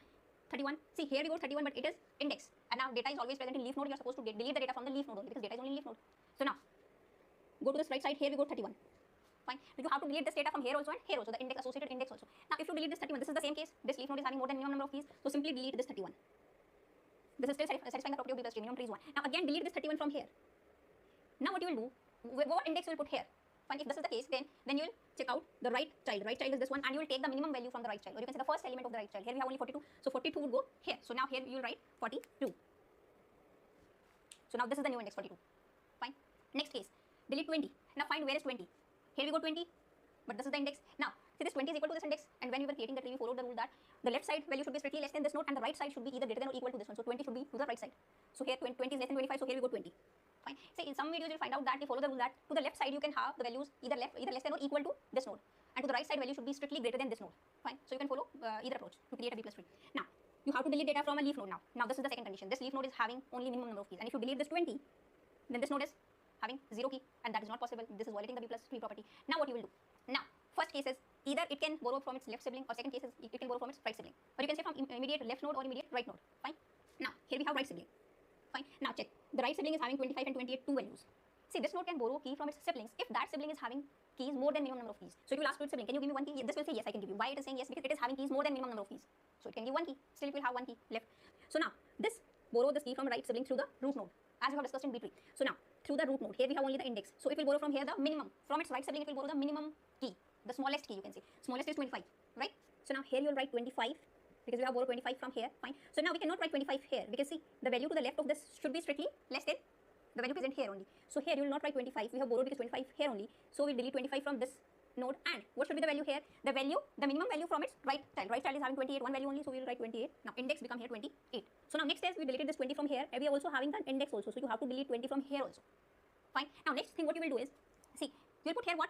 The minimum value from its right subtree. So here are the leaf. So minimum value should be 20. So minimum value out of these is 25. See, please do not check from here that minimum value is 28. So write 28 here. No, because the data is always present in the leaf node. These are just the indexes. So we are going to find the minimum value, the smallest from the data only. So data is in the leaf nodes. Out of these three, smallest is 25. So we'll write 25 at here only. Fine. Now next is 10. Now find where is 10. 10 is less than 25. Go to the side. 10 is greater than 7, less than 17. So go to the side. Now here we got 10. The same thing. The same case we have. This leaf node is having more than minimum number of keys. So simply delete this 10 and indexes are not having any value 10, so fine. So here we have only 7 now, to the right of the 7. Fine. Next, delete 7. Now find where is 7. Less than this. Here we got 7, and here the data is here, and this is the index. Okay. Now if you delete the 7, then this is violating the b plus 3 condition, because the leaf node is having only minimum number of keys. And if you delete this one, here we go. Here the node would be null, and that is not possible in b plus 3. So now it will ask. It will borrow data from its left sibling or its right sibling. Now we have discussed the case in which we have borrowed data from its right sibling. So now here I am going to discuss the case where this node is borrowing data from its left sibling. See, it can borrow either from its left or from right, because both siblings are having more than minimum number of keys. So here I am going to discuss from the left. First of all, it will check to the left, and it will ask, can you borrow me one key? And it will say yes. Why so? Because it is having more than minimum number of keys, and it will borrow through the root node only. Fine. So now here we have deleted the 7, and from here also you have to delete the 7. Fine. So this, if you are borrowing from the left sibling, then the maximum value would be borrowed. Here we have 4, then 4 would be borrowed through the root nodes. Here you will write 4, and here also you will write 4. Fine. And from here you will delete this 4. So this side you will have only key 1. Fine. See why we have written this 4. This value is always the minimum value from its right child. And right child is having only 4, so here you will write index should be 4 only. So now next you will delete what? 25. Now find where is 25. Here we have 25, but this is the index. We have to check for the data also. So now 25, the data should be to the right side of this one. Fine. So now 25 is less than 28. So here we got 25. Now see, if you delete this 25 from here, fine. Now it is having 0 key only. So it will ask your sibling, can you give me 1 key? And it will say no. Why? So because it is also having minimum number of keys. So now we cannot borrow. Now the next case is merging of the node. Now this node would be merged either with its left sibling or right sibling. Now in this case we have its right sibling. So this node would be merged with its right sibling. And when this merging is done, then between these nodes, the index value is 28. So this 28 would be deleted. That is the rule. Fine. We'll merge these nodes and we'll find out which index is between these nodes, and we'll delete that index from the internal node. Fine. So now if you do merging of these two, so it is obviously empty, it is only 28. So the merging would be, we are having finally only 28 after merging these two. Fine. And the data should be deleted from here. This 28 should be deleted from here. Fine. So now the tree would be something like this. We don't have this data. Now we have merged these two. We are only having one child here, only 28, and we have deleted this 28. So in this internal node also we are having only one key, that is 42. To the left of 42 we have 28, to the right we have only 42. Fine. Now this was 25. So from here also you have to delete 25, because with the data you are supposed to delete that index also. Now here you delete 25. Now which value you will put here? The minimum value from its right subtree. The data is 28 and 42 only. Minimum is 28. So you will write 28 at this place. Now this is the trick. Now next is 42. Now suppose you want to delete 42. Now find out where is 42. To the right of this one, this is just the index. Go to the leaf node. Here you got 42. So now delete 42 from here. Check to its siblings. This is having only left sibling. It will ask, can you give me 1 key? It will say no, I can't. So then merging would be done. Fine. And if you merge these two, then this node is having only one child, but minimum children should be 2. Fine. Now what you will do? See. Suppose we have deleted, after merging these two, we have only one child, that is 28, because this is empty, so 28 would be there. Now obviously you have to delete 42 from here, right? Because 42 is in this index. Now what you will do? Now the same rule will be applied to this one. It will ask to its sibling, can you give me 1 key? It will say yes, because it is having more than minimum number of keys. Now that key would be passed to this node through the parent node. Now parent is this one. Now what you will do? Now what should be done? From the left sibling, I told you that the maximum value would be passed. So maximum value 17 would be passed here. Here 17 would be passed and 28 would be passed here. Fine.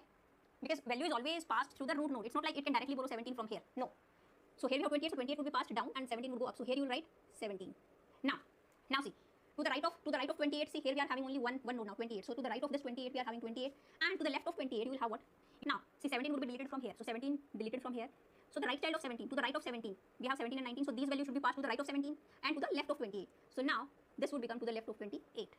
Here we are having only one node, 4 now. So now the final case is shrinking of the height. Now see, suppose I want to delete 4. Right? Now find out where is 4. Less than 17. Here we got 4, but this is just an index. Go to the leaf node. To the right of this, here we got 4. So now if you delete this 4 from here, then it will ask to its sibling, can you give me 1 key? It will say no, I can't, because I have only minimum number of keys. In that case, merging would be done. Fine. So if you merge these two nodes, then one node would be there having only one element, that is 1. Now see, now only one child is there, but that is also not possible. Again, also you have to delete 4 from here, right? So now this will ask to its sibling, same rule. Can you give me 1 key? It will say no, I can't give you. In that case, what will happen? These two should be merged with their parent. See, that is different. In case of internal node, if these nodes will be merged with its internal node, that is the final tree would be now 17 would go down, 17 and 28 would become root now. To the left of 17 we have only node merging would be done. Fine. Here we got 4, but this is just an index. Go to the leaf node. To the right of this, here we got 4. So now if you delete this 4 from here, then it will ask to its sibling, can you give me 1 key? It will say no, I can't, because I have only minimum number of keys. In that case, merging would be done. Fine. So if you merge these two nodes, then one node would be there having only one element, that is 1. Now see, now only one child is there, but that is also not possible. Again, also you have to delete 4 from here, right? So now this will ask to its sibling, same rule. Can you give me 1 key? It will say no, I can't give you. In that case, what will happen? These two should be merged with their parent. See, that is different. In case of internal node, if these nodes will be merged with its internal node, that is the final tree would be now 17 would go down, 17 and 28 would become root now. To the left of 17 we have only node having value 1. Fine. And to the right of 17 and left of 28 we have 17 and 19, and to the right of 28 we are having only 28. Fine. But when you are merging the leaf node, in that case I have told you, if you merge the leaf node, then in between index of these nodes would also be deleted from that internal node. But in case of internal node, if you are merging the internal nodes, then in between these 17 would not be deleted. 17 would be merged with these two nodes. In case of internal node only. Fine. So this is now the root, and these are the leaf node now. Fine.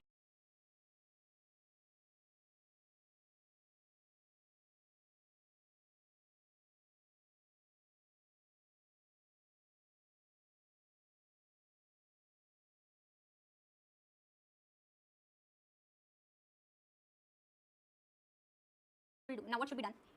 From the left sibling, I told you that the maximum value would be passed. So maximum value 17 would be passed here. Be done. Yes, because 42 is this is what you will do. See, suppose we have deleted, after merging these two, we have only one child, that is 28, because this is empty, so 28 would be there. Now obviously you have to delete 42 from here, right? Because 42 is in this index. Number of keys. Now that key would be passed, same rule would be applied to this one. It will ask to its sibling, can you give me one key? It will say yes, because 42 is in this index, is empty, so 28 would be there. Now obviously you have to delete 42 from here, right? Because 42 is in this index. Now what you will do, now the same rule would be applied to this one. It will ask to its sibling, can you give me one key? It will say yes, because it is having more than minimum number of keys. Now that key would be passed to this node through the parent node. Now parent is this one. Now what you will do, now what should be done? From the left sibling, I told you that the maximum value would be passed. So maximum value 17 would be passed here. Here 17 would be passed and 28 would be passed here. Fine. Because value is always passed through the root node. It's not like it can directly borrow 17 from here. No. So here we have 28, so 28 would be passed down and 17 would go up. So here you will write 17. Now see, to the right of 28, see here we are having only one node now, 28. So to the right of this 28 we are having 28, and to the left of 28 you will have what? Now see, 17 would be deleted from here. So 17 deleted from here. So the right child of 17, to the right of 17, we have 17 and 19. So these values should be passed to the right of 17 and to the left of 20. One child is from here, you delete 25. Now which value you will put? Fine. So now the tree would be something like this. We don't have this data. Now we have merged these two, we are only having one child here, only 28, and we have deleted this 28. So in this internal node also we are having only one key, that is 42. To the left of 42 we have 28, and to the right we have only 42. Fine. Now this was 25, so from here also you have to delete 25, because with the data you are supposed to delete that index also. Now here you delete 25. Now which value you will put here? The minimum value from its right subtree. The data is 28 and 42 only. Minimum is 28, so you will write 28 at this place. Now this is the tree. Now next is 42. Now suppose you want to delete 42. Now find out where is 42. To the right of this one, this is just the index. Go to the leaf node. Here you go 42. So now delete 42 from here. Check to its siblings. This is having only left sibling. It will ask, can you give me one key? It will say no, I can't. So then merging would be done. Fine. And if you merge these two, then this node is having only one child, but minimum children should be 2. Fine. Now what you will do? See. Suppose we have deleted, after merging these two, we have only one child, that is 28, because this is empty, so 28 would be there. Now obviously you have to delete 42 from here, right? Because 42 is in this index. Now what you will do, now the same rule will be applied to this one. It will ask to its sibling, can you give me one key? It will say yes, because it is having more than minimum number of keys. Now that key would be passed to this node through the parent node. Now parent is this one. Now what you will do, now what should be done? From the left sibling, I told you that the maximum value would be passed. So maximum value 17 would be passed here. Here 17 would be passed and 28 would be passed here. Fine. Because value is always passed through the root node. It's not like it can directly borrow 17 from here. No. So here you have 28, so 28 will be passed down and 17 will go up. So here you will write 17. Now see, to the right of 28, see here we are having only one node now, 28. So to the right of this 28 we are having 28, and to the left of 28 you will have what? Now see, 17 would be deleted from here. So 17 deleted from here. So the right child of 17, to the right of 17, it will say no, I can't give you. In that case what will happen? These two should, now see, now only one, this 4 from here, right of 17, and to the left of 28. Of this 28 we are having 28, and to the left of 28 you will have what? Now see, 17 would be deleted from here. So 17 deleted from here. So the right child of 17, to the right of 17, we have 17 and 19. So these values should be passed to the right of 17. And no, I can't, because I have only minimum number. Here we got 4, but this is just become to the left of 28. Deleted from here. So the right child of 17, to the right of 17, we have 17 and 19. So these values should be passed to the right of 17 and to the left of 28. So now this would become to the left of 28. Here we are having only one node, 4 now. So now the final case is shrinking of the height. Now see, suppose I want to delete 4. Right? Now find out where is 4. Less than 17. Here we got 4, but this is just an index. Go to the leaf node. To the right of this, here we got 4. So now if you delete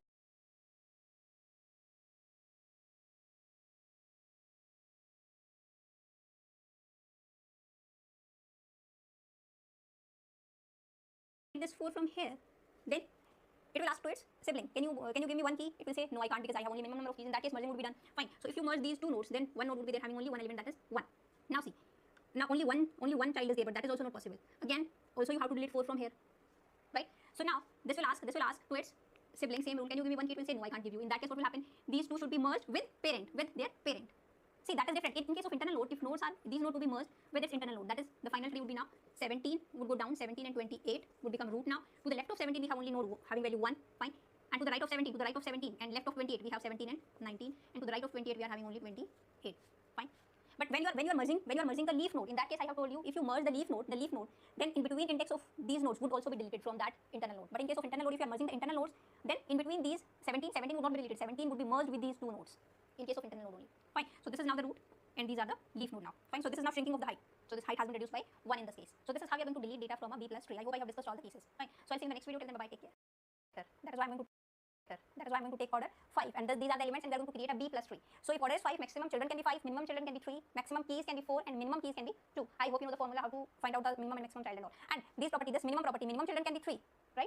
And here minimum keys can be 2. But this property of minimum children and minimum key, this would not be followed by the root element. If only one node we have, and that is root, and that is the leaf node only, because we have only one node. So in that case, that property would not be followed, right? This minimum children and minimum key, because root can have minimum 0 child, and root can also have 2 children. that is also possible. And root can have only one key also, that is also possible, but maximum key should be 4 in root also, right? So how to insert, how to create a B plus tree? First data is 7, right? So we don't have any tree, so first of all we are going to create a node, and in this node, how many keys can be there? 4. 1, 2, 3, 4, right? And see, you can also draw something like this. These are pointers. 5 pointers. Why so? Because 5 children, maximum children can be 1, 2, 3, 4 and 5. Now this is the pointer for this children, this is the pointer for this children, like this, right? And starting these pointers are null. So but here I am going to create a simple node without showing the pointers, right? So this is the node. 1, 2, 3, 4, 4 keys can be there. First key is 7, insert 7. Next is 10. See, this will also follow the property of BST, binary search tree, right? So this 10 would be greater than the 7, so it would be to the right of this 7. Fine. 1. Now 1 is less than 7, so that is why 1 would be to the left of 7. So the tree would be something like this. Here we will write 1, here we will write 7, and here we will write 10. These are going to be shift. Next is 23. 23 is greater than all of these, so here you can write 23. Fine. Next is 5. Now where you can insert this 5? Here. 5 is greater than 1 but less than 7. So here you can insert 5. Right? According to the rule. But here on maximum keys can be 4, and this is overflow condition. Now what you will do? You have to split the node, and splitting will also be done from the middle element only. And B plus tree and B tree always go towards the root. So find out the middle element out of these. Middle element is this 7, right? After inserting, you are pretending that we have inserted this 5, and after that you are going to find out the median element. It's not like don't insert 5 and now find out the median element and split the node. No. 7 would go one level up. Another node would be created having maximum capacity 1, 2, 3, 4, right? And to the left of 7 we have 1 and 5. To the left of 7 we have 1 and 5. Capacity of this node is also 1, 2, 3, 4, 4 keys. And to the right of 7, what we will have? To the right of 7 we have 10 and 23. But the property of B plus tree is what? The data. This data should be present in leaf node. The data is present in leaf node only, right? So we are going to put 7 here, 10 and 23. I'm going to follow the rule that to the left of this node, to the parent, left of this parent, the data would be strictly less than this node, and to the right of this we can write down either greater value or equal value. So 7 is equal to 7, so that is why we are writing 7 to the right child of this one, right? So see, this is now the internal node, and these are leaf node. See, in internal nodes only the indexes are there. Now next is 15. Now where you can insert 15? Data would be inserted only in leaf node. 15 is greater than 7, greater than 10, but less than 23. So here we will write 15, and here you will write 23. 17. Where you can insert 17? To the right of 15 and to the left of 17. So here you can insert 17. But this is not possible. This is overflow condition because maximum keys can be 4. Now split this node from the median element. Median element is what? 15. 15 would go one level up. So can we insert 15 here? Yes, because still we have 3 spaces left. So I'm going to update this tree only. 15 would go one level up, right? And this node would be splitted. To the left of 15 we will write 7 and 10, right? And to the right of 15 what you will write? 15, 17 and 23. So to the right of 15 you will write 15, 17 and 23.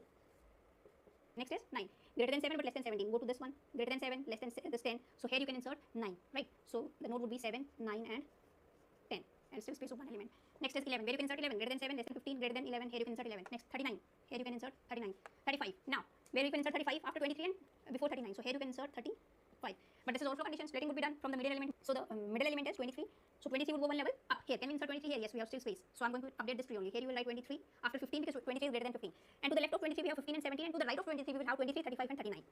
So to the right of 23 we will write 23, 35 and 39.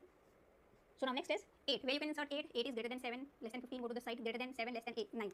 So here you can insert 8 after 7 and before 9. But this is overflow condition, so you are going to split now, right? Splitting would be done from the middle element. Middle element is this 9. 9 would go one level up. So here you are going to insert 9. So in this node, where you can insert 9 after 7 before 15, right? So now the tree would be something like this: 7, 9, 15 and 23. Now this node is also full. To the left of 7 we have 1 and 5. So now here to the left of 9 and right of 7, we are going to split this node now. So 9 would go up. So to the left of 9 we have 7 and 8. Here you will have 7 and 8, right? And to the right of 9, 9, 10 and 11. 9, 10 and 11. These are still same, 15 and 17.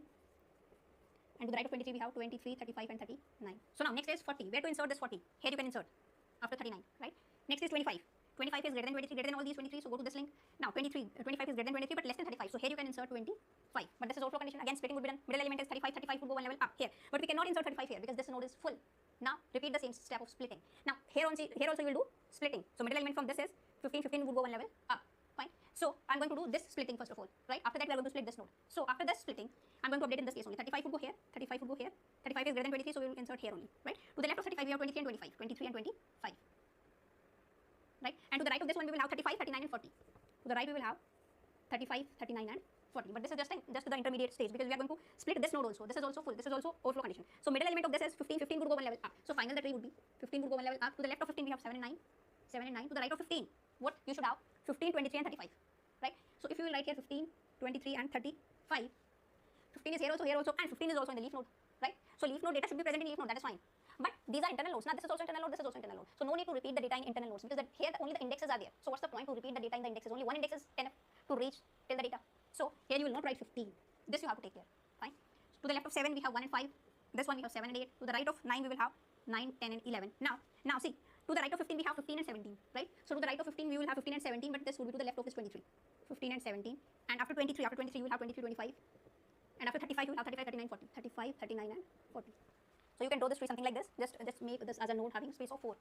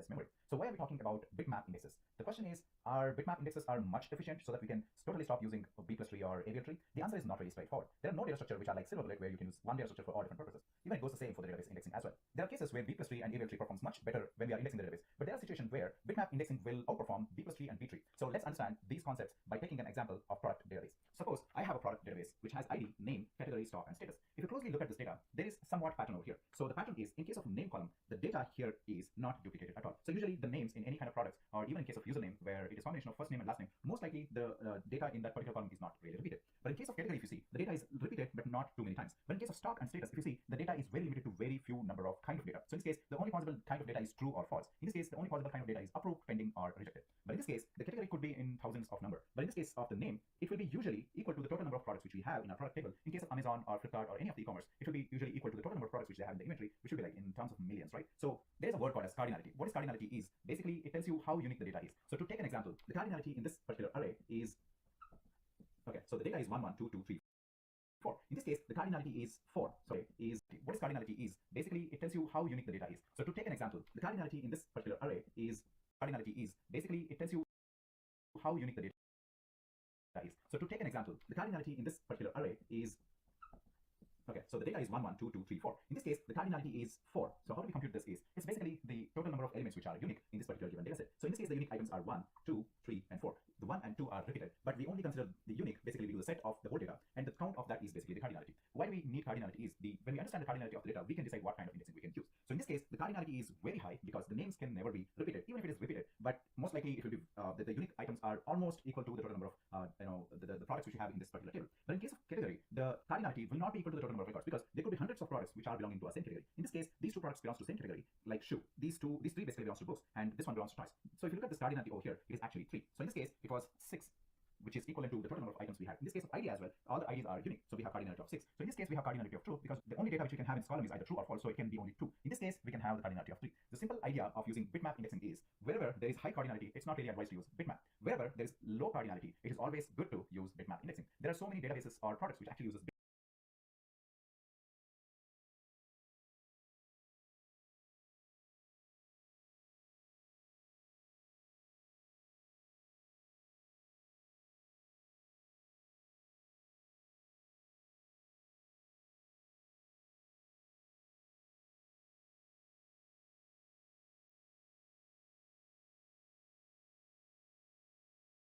like Oracle database, and there are so many data warehousing products actually uses bitmap indexing to make their queries faster and to basically improve the performance of the system.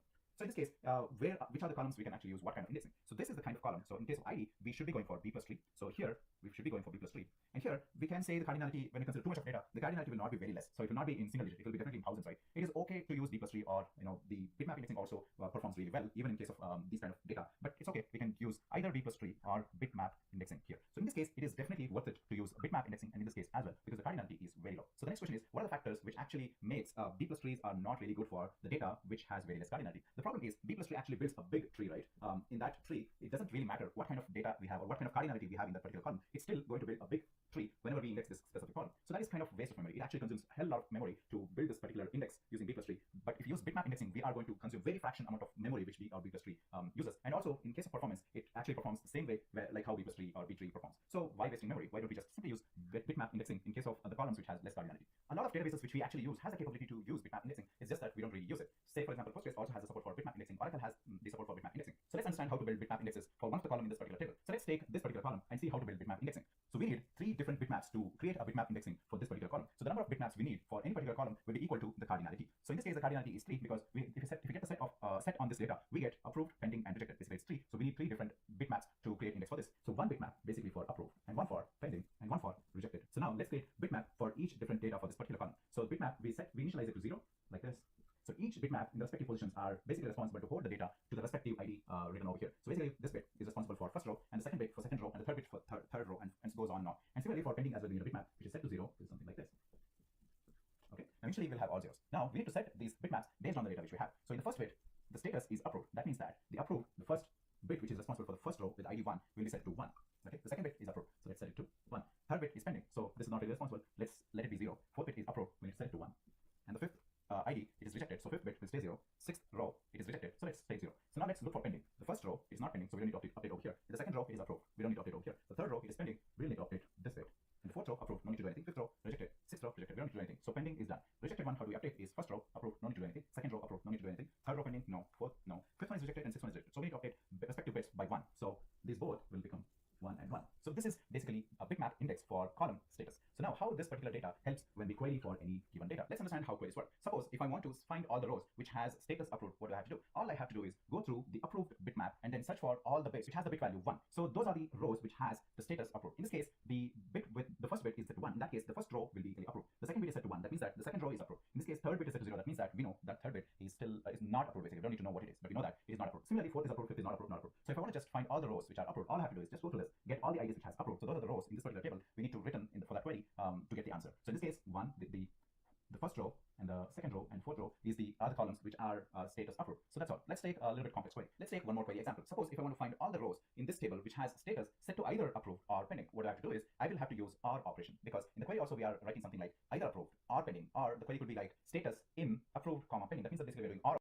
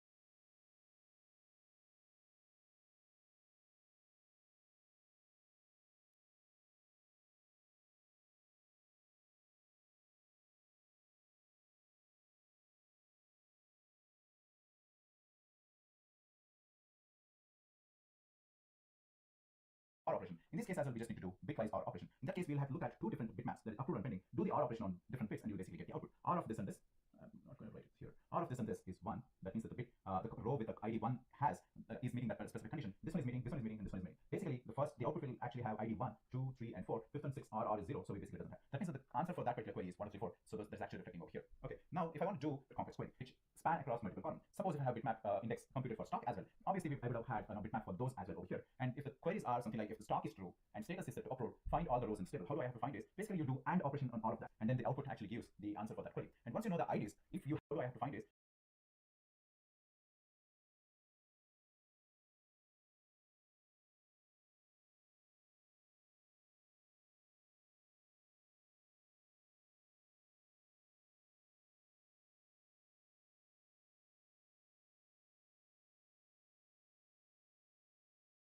As well over here. And if the queries are something like if the stock is true and status is set to approved, find all the rows in the table. How do I have to find this? Basically, you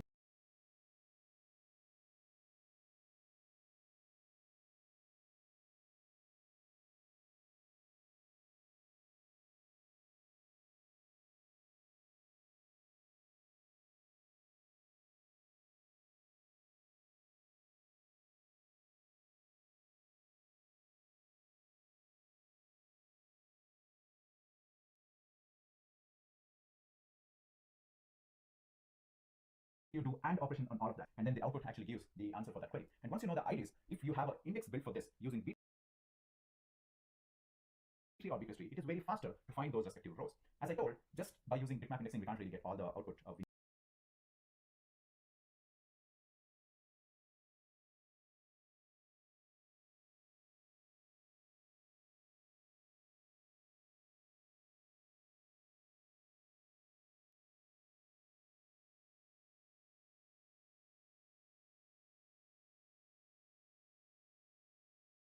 we need all the answers which we need. We basically use bitmap indexing and in conjunction with other indexing data structure to make all the queries much faster. So all in all, bitmap indexing basically consumes very less memory and CPU and provides really high performance.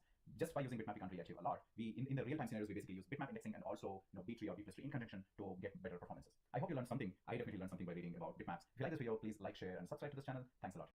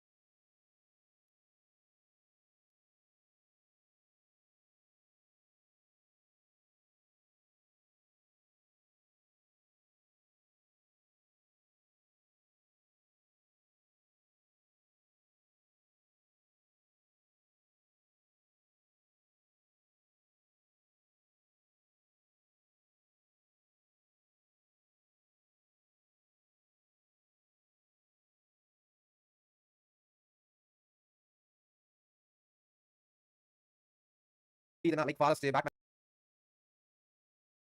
அந்த மாதிரி எடுக்க முடியுது அப்படின்னா நீங்க அதுக்கு போறது இன்னும் பெட்டரா இருக்கும். பட் ரெண்டுமே நல்ல ஆப்ஷன் தான். ஏன்னா ஃபார் கிரை 3 வந்து ரொம்ப பயங்கரமான கேம். கைஸ் ட்விட்சோட மானிட்டைசேஷன் காமிச்சிடுறேன், ஓகேவா? ஸோ வந்து இட் பிகின்ஸ். ஸோ ஃபர்ஸ்ட் வந்து நம்ம வந்து ஸ்ட்ரீம் போட்டோம், அதெல்லாம் முடிச்சிட்டோம். அதுக்கப்புறம் பில்ட் கம்யூனிட்டி அதுவும் முடிச்சிட்டோம். இது வந்து unlock additional VIP patches get 10 people chatting. Okay, so வந்து 10 people chatting at the same time, ஓகேவா? நாளைக்கு வந்து ட்விட்ச் லைவ் போடலாமா? யாராவது வருவீங்களா நாளைக்கு?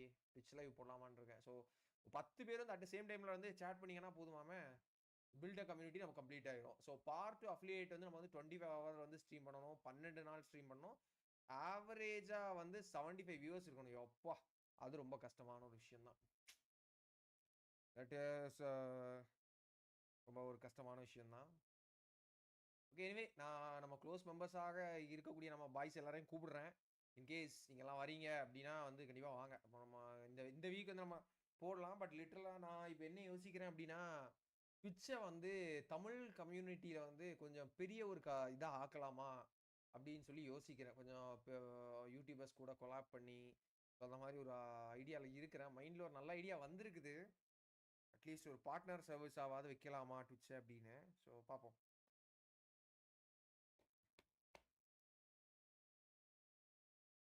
அப்புறம் நீங்கள் பார்த்துக்கிட்டு எப்படி பேசுவீங்க? ஆனால் உங்கள் வாய்ஸ் அண்ட் யூடியூப் ராவணன் ப்ரோவையா? அது எதுவும் இஷ்யூ வராது ப்ரோ. ப்ரோ யூடியூபோட வாய்ஸை வந்து நான் மியூட் பண்ணிடுவோம் ப்ரோ. ஆக்சுவலி லேப்டாப் இருக்கறனால நான் யூடியூபோட வாய்ஸை நான் வந்து மியூட் பண்ணி வச்சிருப்பேன். எப்படி நான் பேசுறதுனே கேட்கணும். ஸோ அது ஆல்ரெடி ப்ரோ கேட்கும். அதனால அதில் பெருசாக இஷ்யூ இருக்காது. 7 different days on the stream. Okay, let's go. GTA 5 of பிரைஸ்ல இருக்கு, பை பண்ணலாமா? But I already have the dash version. Any problem bro, வருமா? GTA 5 is one of the best game. ஓகேவா? GTA 5, RDR2, அதுக்கு அப்புறம் வந்து சைபர் பங்கும் நல்ல சூப்பரான கேம் தான். ஆகஸ்ட் லெகசி ஓகே, ஒரு நல்ல கேம் தான். பட் ஆனால் GTA 5 அண்ட் RDR2க்கெல்லாம் கேள்வியெல்லாம் கேட்கவே செய்யாதீங்க. GTA 5 RDR2 வாங்கிருங்க, அவ்வளோதான். ஒர்த்து. நீங்கள் எந்த கேமரா இருந்தாலும் சரி, உங்களுக்கு ஸ்டோரி கூட தெரிய வேண்டாம், கேம் என்ஜாய் பண்ணணும்னா எனக்கு GTA 5 RDR2 கண்டிப்பாக வாங்கிருங்க, அவ்வளோதான். தாண்டா சினிமா, தாண்டா சினிமா. இன்னும் 11 லைக் தாங்க. ஓகே கைஸ், ஸோ வந்து யா நம்ம வந்து இன்னும் 4 நிமிடங்கள் உள்ளது. இன்னும் வந்து ஆமா ஐயோ, 8 ஒரே ஒரு நிமிஷம் ப்ரோ. நிமிஷம். ப்ரோ நானே என்ன கேம் கிளைம் பண்ணனான்னு தெரியல.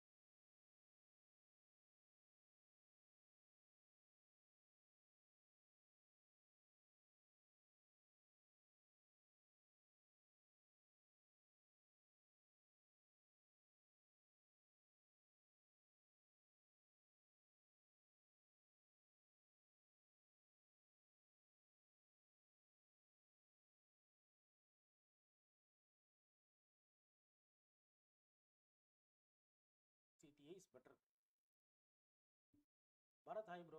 ப்ரோ நான் ஒர்க் வந்து இந்த ப்ளே ஸ்டேஷன் வேலட் இருக்கு இல்லையா, அது அந்த வேலட் வாங்கி சேல் பண்ணுற ஒரு இது, அது ஒன்று பண்ணிட்டுருக்கேன். அதுக்கப்புறம் வந்து ஆஃப்லைனில் இதுக்கப்புறம் ஹாஸ்பிட்டலில் ஒர்க் பண்ணிட்டு இருந்தேன். டாக்டர் அசிஸ்டண்ட்டாக ஒர்க் பண்ணிட்டு இருந்தேன். ஐ மீன் டாக்டர் அசிஸ்டண்ட்னா ஒரு ஹெல்ப்பர் மாதிரி, டாக்டருக்கு ஹெல்ப்பர் மாதிரி அந்த ஹாஸ்பிட்டலில் அந்த ஒர்க் பண்ணிட்டு இருந்தேன். அதுக்கப்புறம் அது நின்றுட்டு இப்போ யூடியூப்பில் ப்ளஸ் வந்து அந்த கொஞ்சம் ஆஃப்லைன் பிஸ்னஸ் மாதிரி வச்சுக்கோங்க, ஃப்ரீலான்சிங் அந்த மாதிரி. Bro next game dark and டார்க்கரா? என்ன ப்ரோ சொல்கிறீங்க? வரப்போது ஃப்ரெண்ட்ஸ். ப்ரோ 3060 நல்லா தான் இருக்கும், பட் நீங்கள் வர்சஸாக கேட்டால், அதாவது 3060 வர்ஸ் 4060 கேட்காதீங்க. போகிறது வந்து 3060. அதுதான் ப்ரோ. வந்தா பாருங்க பைபிளை கரெக்டாக வந்தால கரெக்டாக எடுத்து வச்சேன் ஃபோட்டோ, அச்சு பிசுறாம அதே ஃபோட்டோ, அதே ஃபோட்டோ, அதே ஓனர், அதே மெக்கானிக், அதே டிரைவர் ப்ரோ. அச்சு பிசுறாம அதே ஃபோட்டோ ப்ரோ. வரும் அங்கே பாருங்க, அது விளங்கிடும் bro. Buying game versus downloading, அது வந்து என்னன்னு பார்த்தீங்கன்னா, நீங்கள் வந்து கண்டிப்பாக வைரஸ் வரும் ப்ரோ. நீங்கள் டவுன்லோட் பண்ணீங்கன்னா பை பண்ணுறது பெஸ்ட்டு. அனுபவசாலி நான் சொல்கிறேன். அதனால it's a bigger piece of shit. யாரையும் அது டார்க் அண்ட் டார்க்கர் ஃப்ரீ கேமா? டார்க் அண்ட் டார்க்கர்னா என்ன? சரி, டார்க் அண்ட் டார்க்கர் கேம்னா என்ன அது இருக்கு பார்க்கலாம். Dark and darker. Okay bro, இந்த கேம் தான் நாளைக்கு வருதாமே, லெஜெண்டரி ஸ்டேட்டஸ். ப்ரோ இது ஆல்ரெடி ஃப்ரீ ப்ரோ. இது ஃப்ரெண்ட்ஸ், இது ஆல்ரெடி ஃப்ரீ ஆச்சே. ஓகே ஓகே, இதில் இன்னொரு வெர்ஷன். டே டே டே டே டே இந்த கேம் மட்டும் கொடுக்காதீங்கடா. ஆல்ரெடி ஃப்ரீயாக வந்த கேம்லாம் கொடுக்காதீங்கடா. லெஜெண்டரி ஸ்டேட்டஸ்லாம் அது என்னடா இருந்துட்டு போகுது? ஒன்றும் இல்லை, coming soon bro. Bro bro bro நாளைக்கு மட்டும் இது வந்துச்சு, சத்தியமாக பெரிய ஸ்கேம் ப்ரோ. அது சத்தியமாக பெரிய ஸ்கேம் ப்ரோ. இது நாளைக்கு மட்டும் வந்துச்சேண்ணா ப்ரோ. இந்த கேம் தான் வருதுன்றாங்க நாளைக்கு, சத்தியமாக பெரிய ஸ்கேம். இங்கே பாருங்க ப்ரோ, ஆல்ரெடி ஃப்ரீ ப்ரோ. இது ஆல்ரெடி ஃப்ரீ ப்ரோ. எதுக்கு ப்ரோ இந்த கேம் நம்ம ஃப்ரீயாக தரணும்? இல்லை இல்லை, இது ஓகே ப்ரோ. இந்த ஸ்டேட்டஸ்ன்றது இப்போ என்ன? அது இதில் என்ன வந்து, இதுலேருந்து இதில் என்ன வரப்போகுது ப்ரோ? ஆக்சுவலாக இது நாளைக்கு தான் ரிலீஸே. என்ன ப்ரோ, இது நாளைக்கு தான் ரிலீஸே. இது எப்படி இது நாளைக்கு வரும்? இங்க பாருங்க, ரிலீஸ் டைம் பாருங்க, 23. It's a drop, it's a drop baby. என்ன இது ப்ரோ? இது நாளைக்கு தான் ரிலீஸே. இது மட்டும் நாளைக்கு கொடுத்தான், ஏய் கொன்றுவேன். Epic Mandya bro. ஒண்ணுமே இருக்காது ப்ரோ. லெஜெண்டரி ஸ்டேட்டஸ்ல இன்னும் இருக்கும் கொஞ்சம். எதனா எதனா இங்க பாருங்க, extra trading privileges, 9K character slot, unlock 1 on status bro. அதுக்கு என்ன சம்பந்தம் பாருங்க. என்ன இருக்குன்னா, upgrades a free square account. அந்த லெஜெண்டரி அக்கௌண்ட்ஸ்ல வந்து ஹை ரோலர் லெஜெண்ட்ஸும் எக்ஸ்ட்ரா ட்ரேடிங் ப்ரிவிலேஜ் மட்டும் தான் இருக்குமாமா. இது ரிலீஸ் ஆகிறத நாளைக்கு தான். ஈங்க நான் இது கெட் பண்ணி வச்சிடுறேன் ஒய்யால. நாளைக்கு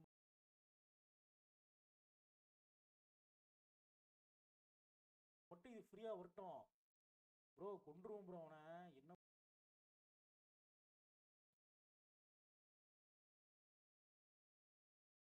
ஆஹா, கிளைம் பண்றா, கிளைம் பண்றா.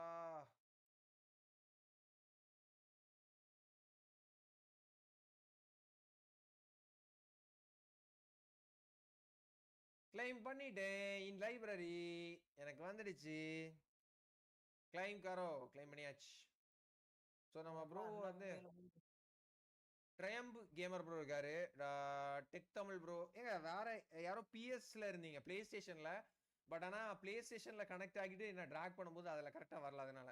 ஸோ டெக் தமிழ் ப்ரோ, மைக்கை அன்மியூட் பண்ணிக்கோங்க, சொல்லுங்க என்ன நினைக்கிறீங்க. Hello bro, Geetha. Once close and open the application bro. Yes yes yes, ஆமாம். அது ஒன்று எபி கேம்ஸை க்ளோஸ் பண்ணிட்டானா ஓப்பன் பண்ணி பாருங்க. ஸோ வந்து நான் எனக்கு வந்துடுச்சு. அண்ட் ட்ரையம் கேமர் ப்ரோ, நீங்கள் மைக்கை ஆன் பண்ணிக்கலாம். ஸோ உங்களோட தாட்ஸை சொல்லலாம் நீங்கள். ட்ரையம் கேமர் ப்ரோ. அட போகிறா, தூக்க போகிறேன். ஏங்க நான் என்னங்க பண்ணுறது? நல்ல கேம் தான், நானும் ஹாப்பி தான். வடானா என்ன பண்ணுறது? நம்ம லக் அப்படி இருக்குது. ப்ரோ லூசியும் அவங்களும் ஒரு சின்ன கான்ட்ராக்ட் போட்டிருக்காங்க. அதனால லூசிக்கு பிடிச்ச கேம்ஸ்லாம் மட்டும்தான் ப்ரோ. ரிஃப்ரெஷ் பண்ணி பாருங்க. ஆமா அவங்கள்ட்ட சொல்றீங்களா? ஓகே ஓகே गाइस, வந்து டெக் தமிழ் ப்ரோ, ட்ரையம் கேமர் ப்ரோ, ஸோ ரெண்டு பேருக்கும் ஆப்ஷன் கொடுத்துட்டேன். நீங்க ஆன் பண்ணலாம் மைக்க. ஸோ வந்து ஓகே இருங்க.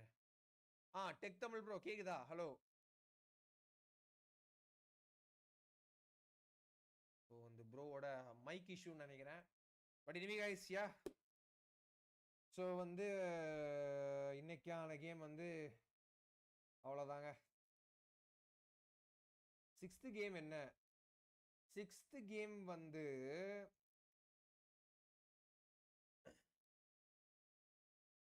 6th கேம் வந்து ப்ரோ எக்ஸாம் வரும். No giveaway. Okay 3 game சொல்றீங்களா? அது வந்து இருங்க 3 கேம் கிவ் அவே பண்ணிடுறேன். ஓகேவா?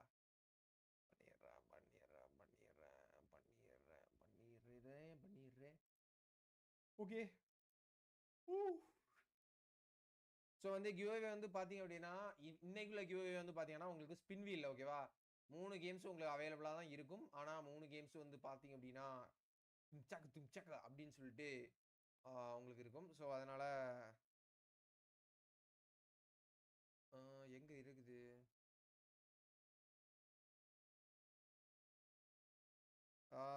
ஸ்பின் வீல்ல இல்லை, சாரிங்க.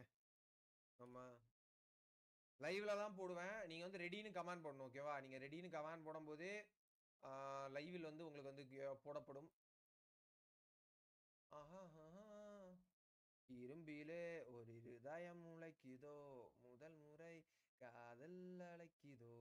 இரும்பிலே ஒரு இருதயம் முளைக்குதோ, முறை காதல் அழைக்குதோ.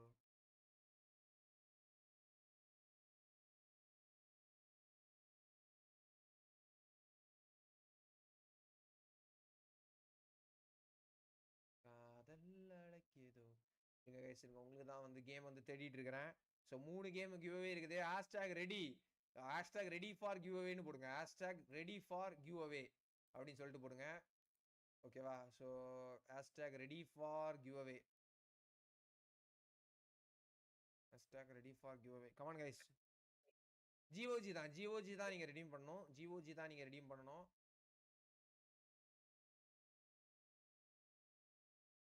ஓகே ஜிஓஜி தான் வந்து நீ hashtag ready for giveaway. Come on guys, come on. Let's go. Hashtag ready for giveaway போட்டு தாக்குங்க கைஸ். டக்குன்னு போடுவேன். GOG.com ரெடீம் பண்ணக்கூடிய அந்த வெப்சைட், GOG.com ரெடி பண்ணக்கூடிய அந்த பேஜை ரெடியா எடுத்து வச்சுக்கோங்க. திரும்ப சொல்றேன், ரெடியா எடுத்து வச்சுக்கோங்க. ஓகேவா?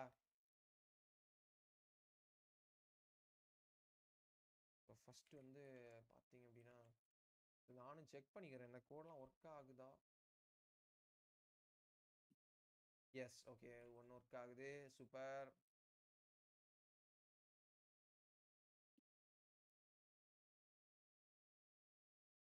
Okay nice. நெக்ஸ்ட் அங்க ஒரு பெரிய கேம் வேற இருக்குங்க. உங்களுக்கு ஒரு பெரிய கேம் வேற இருக்குங்க.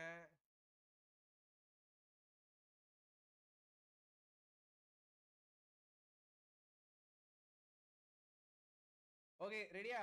ஸ்கிரீன் ஆன் பண்ண போறேன். எல்லாருக்கும் ஓகேவா? ரெடியா? எல்லாரும் ஹேஷ்டாக் ரெடியா? Ready for the giveaway. ஓகேவா? ஸோ நீங்க என்ன பண்ணணும் அப்படின்னா இப்போ என்ன பண்றீங்கோ அப்படின்னா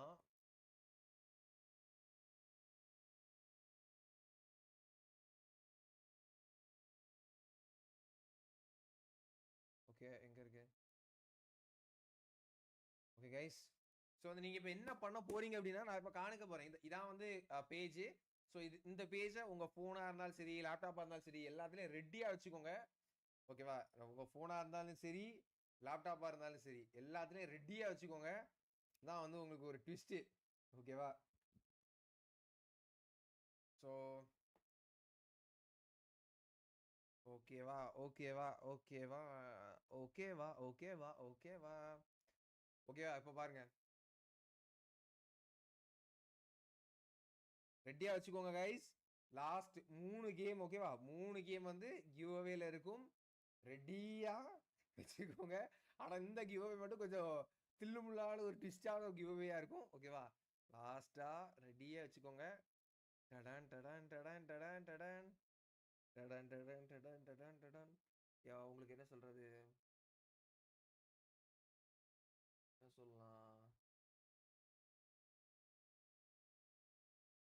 இப்போ இந்த காயினை பாருங்க. இந்த காயின் பாத்தீங்களா? நல்லா இருக்கா? இந்த காயின் இப்படி இருக்கா? இப்போ இந்த காயின் மறைஞ்சு போகும் பாருங்க. ஃபர்ஸ்ட் இதான்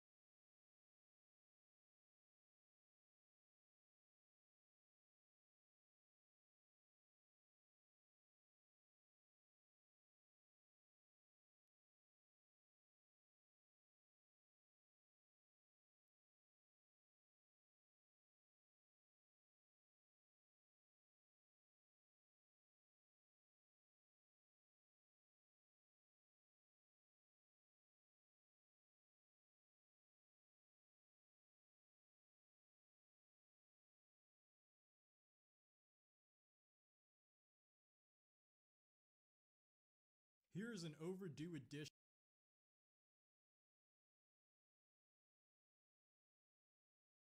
Actually, you have a party of 3 as Here's an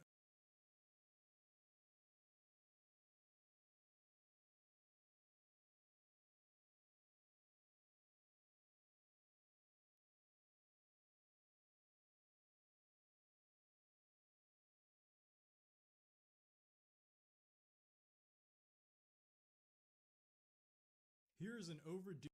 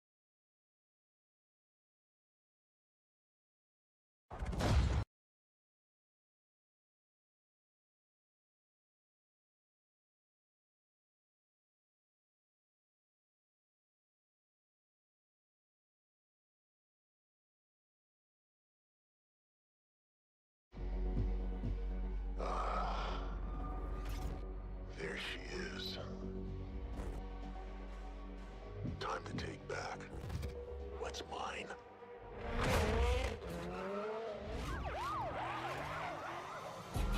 Oh boy, we definitely rattled the pig pen.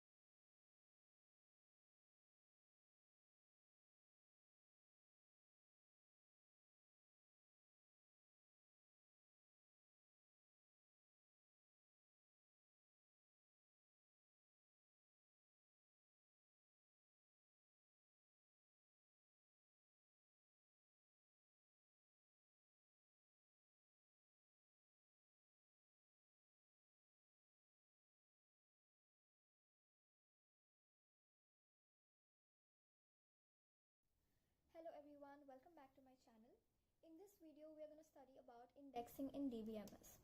Now, indexing in dbms is just like indexes in your any book. So why is an index used? Even in your books, why is it used? It is used so that you take less time to reach a particular page. So as I've written over here, index will tell exact page number, basically location of that particular page. So similar concept is in indexing in dbms as well. So now if you have a book, now if I tell you, if your book does not have any index, and if I tell you go and find a page where the data about so and so, for example, the page where alpha beta pruning is given,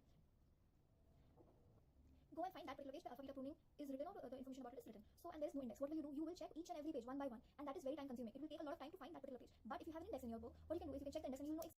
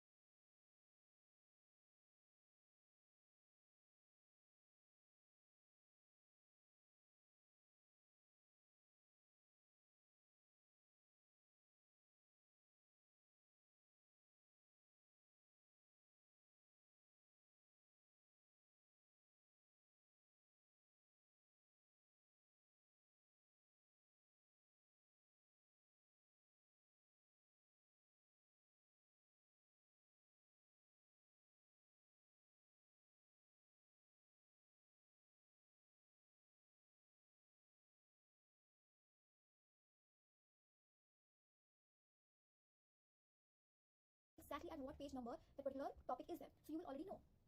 Similar concept is applied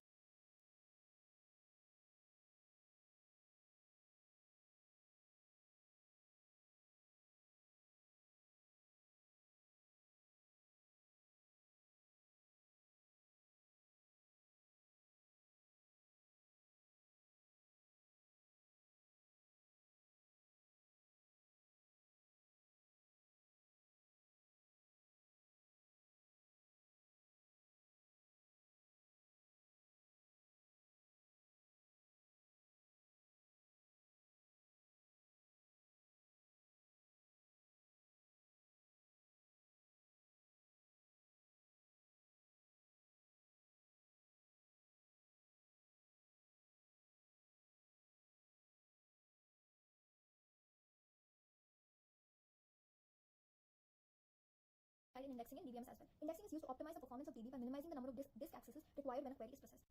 You need to understand there are two kinds of. Now, what is block? Now, as your employee name, employee address, designation, manager, and whatnot, salary, everything. So it has a lot of rows. And how is it? Hey guys. So from employee written away 1, 2, 3, 4. Now you will ask me this table before finding out that particular record in the main table. How is it? Hey guys. So from employee 1 to 10, they're considered into block 1. 11 to 20 is considered into block 2. And similarly, we have 10 blocks over here. But my index file, now there can be different types of index file, and there are three types of index file, three types of indexing in DBMS, which will be explained in another video. But here I'll explain in short. Now, for example, this is your index file. Here all the primary keys will be written away 1, 2, 3, 4, 5, and here the pointers will be stored. So basically, the primary key 1 will be away, and this is the pointer. This will point to the location, to the block where primary key 1 is stored, where the record for primary key 1 is stored. Now you will ask me that this table is having 100 rows and so many columns forever. This table is having 100 rows, and my index table is also having 100 rows only. So how is it helping me? Because I'm checking this table as well. I'm checking this table before finding out that particular record in the main table. How is it helping me? So you need to understand one basic thing, that the bigger the file size is, the search time will be more. So for this table, the search time will be more because it has more columns. Now in cases where these primary keys are ordered, so when they're ordered, so 1, 2, 3, 4, 5, 6, 7, 10, 7, 8, 9, 10, 11, 12, 13. So all of these are in ordered section. We can have another type of index file as well, index table as well, where we do not write all the records. So in this case, I'm only inserting the primary keys 1, 11, 21, 31, 41, 51, and these will point to that particular block. Now if I ask this index table to find record 35 for me, so how will it find record 35 for me? It will see where it will check for index 31, and it will check where it points, and it will go in that particular block, and there it will find record number 35. And in this way, it will help us in reducing the time to access a particular record. So the index table where all the primary keys are written, all the primary keys are inserted, is known as dense indexing. Okay, this is known as dense indexing. But in the index table where all the records are not written, but only specific records are inserted, only specific primary keys are inserted, is known as sparse indexing. So these are the two types of indexing, and the types of indexing will be discussed properly in another video. So in short, there are three types of indexing: primary, clustering, secondary. And in primary, we have dense and sparse. And to understand or to learn about types of indexing, I will put another video soon. If the video is already only specific primary keys are inserted, is known as sparse indexing. So these are the two types of indexing, and the types of indexing will be discussed properly in another video. So in short, there are three types of indexing.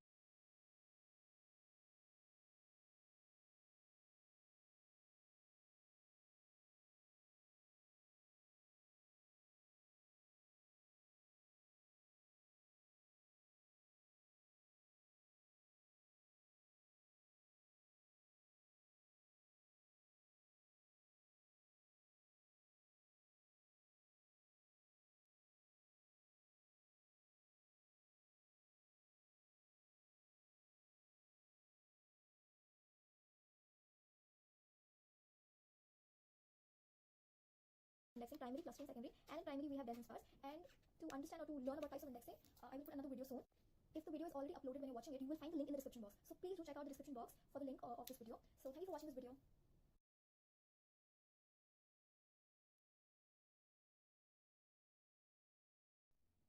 Hello everyone, welcome back to my channel. In this video, we're going to study about types of indexing.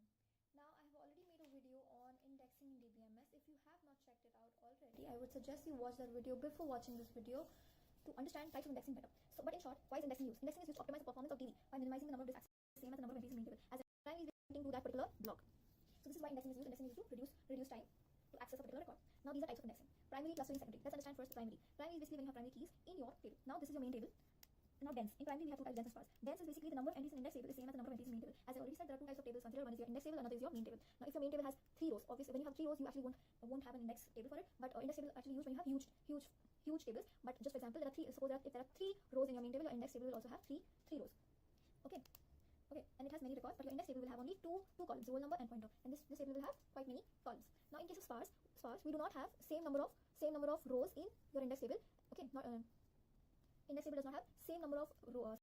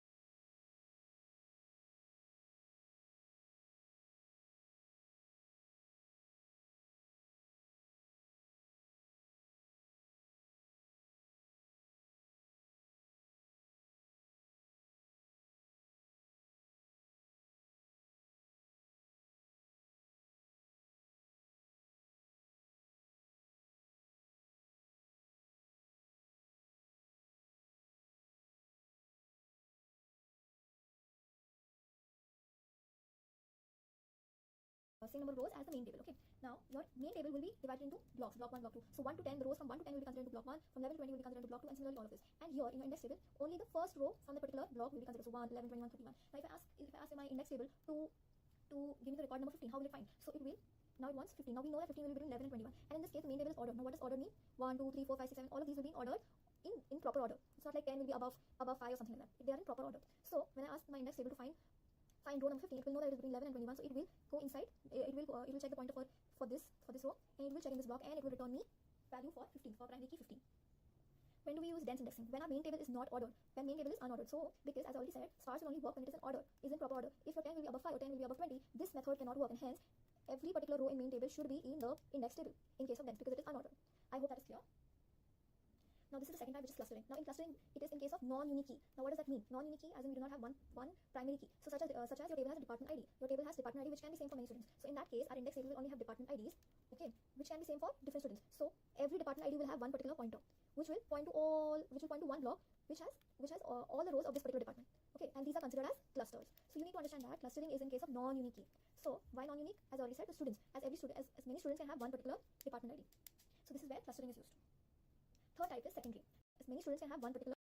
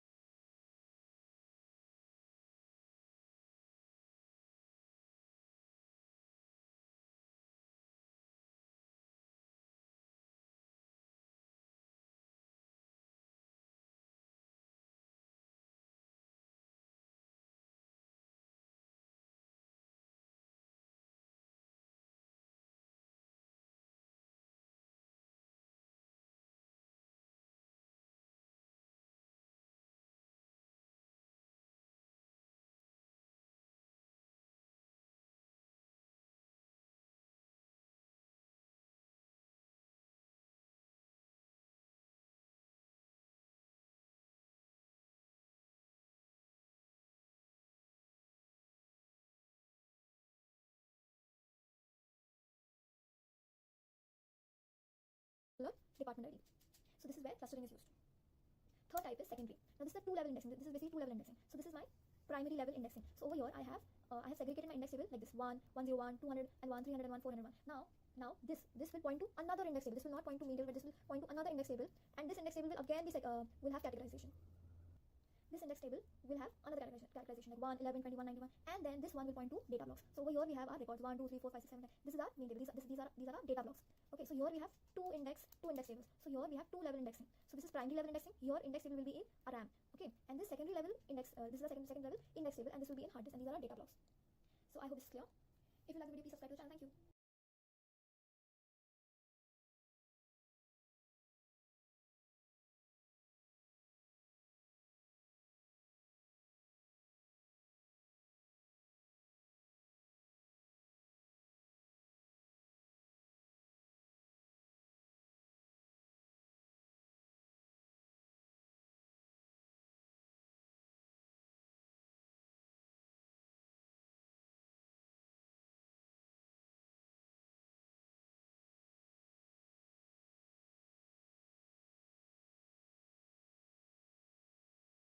Hashing. So hashing is a exact location. Let us go through 5 by 5, you'll be getting 0. So here the keys are dynamic hashing, and we will also go through an example how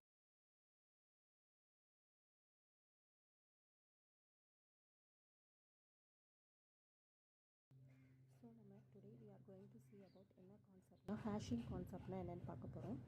so இதுக்கு முன்னாடி நம்ம பார்த்தது வந்து இண்டெக்ஸிங்னா என்னென்னு பார்த்தோம். இதுவும் வந்து ஒரு டேட்டா ரெக்கார்டை வந்து லொக்கேட் பண்ணுற டெக்னிக் தான் வந்து ஹேஷிங் அப்படின்னு சொல்கிறாங்க. So it is a technique to quickly locate the data record இல்லை டேட்டா பேஸ். ஸோ இது வந்து கொஞ்சம் ஃபாஸ்ட்டாக இண்டெக்ஸிங் விட கொஞ்சம் ஃபாஸ்ட்டாக என்ன பண்ணலாம், டேட்டாவே ரெக்கார்டே வந்து குயிக்காக வந்து லொக்கேட் பண்ணும் அப்படின்னு சொல்லியிருக்காங்க. இப்போ for larger database it contains more number of records. இப்போ லார்ஜர் டேட்டா பேஸ் இருக்கும், நிறைய ரெக்கார்ட்ஸ் வந்து இருக்கும். அந்த இடத்துல வந்து இண்டெக்ஸிங் வந்து நமக்கு வந்து இன்சஃபிஷியண்டாக இருக்குது. It takes more time. Indexing போகிறனால நமக்கு டைம் வந்து கன்சியூமிங் வந்து ஜாஸ்தியாக இருக்கும். ஸோ அந்த ப்ராப்ளம்காக தான் நம்ம மெயினாக வந்து ஹேஷிங் டெக்னிக்கே நம்ம வந்து வரும். ஸோ மெயினாக வந்து இண்டெக்ஸிங் என்ன அப்படின்னா டைம் கன்சியூமிங். ஸோ அதுக்காக தான் இப்போ ஃபார் ஹேஷிங் டெக்னிக் அப்படின்னு சொல்கிறாங்க.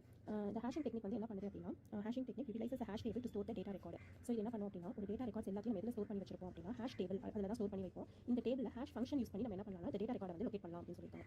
ஓகேவா? இப்போ எப்படி வந்து ஹேஷ் ஆர்கனைசேஷன் எப்படி வந்து ஸ்டோர் ஆயிருக்கும் அப்படின்னா, அதில் வந்து நம்ம இந்த ஹேஷ் டேபிளில் வந்து இந்த மாதிரி லொக்கேட் ஆயிருக்கும் 0, 1, 2 அப்படின்னு சொல்லி லொக்கேட் ஆயிருக்கும். இதை தான் நம்ம வந்து என்ன சொல்றோம்னா பக்கெட்ஸ் அப்படின்னு சொல்லுவோம். ஓகேவா? ஸோ ஃபர்ஸ்ட் வந்து என்ன, பக்கெட் இஸ் மெமரி லொகேஷன் இந்த hash table that stores the data record. So என்ன பண்ணுது அப்படின்னா, இதை ஓப்பன் பண்ணி நம்ம என்ன சொல்லுவோம்னா பக்கெட் அப்படின்னு சொல்லுவோம். இந்த பக்கெட் தான் என்ன ஸ்டோர் பண்ணுது அப்படின்னா டேட்டா ரெக்கார்ட்.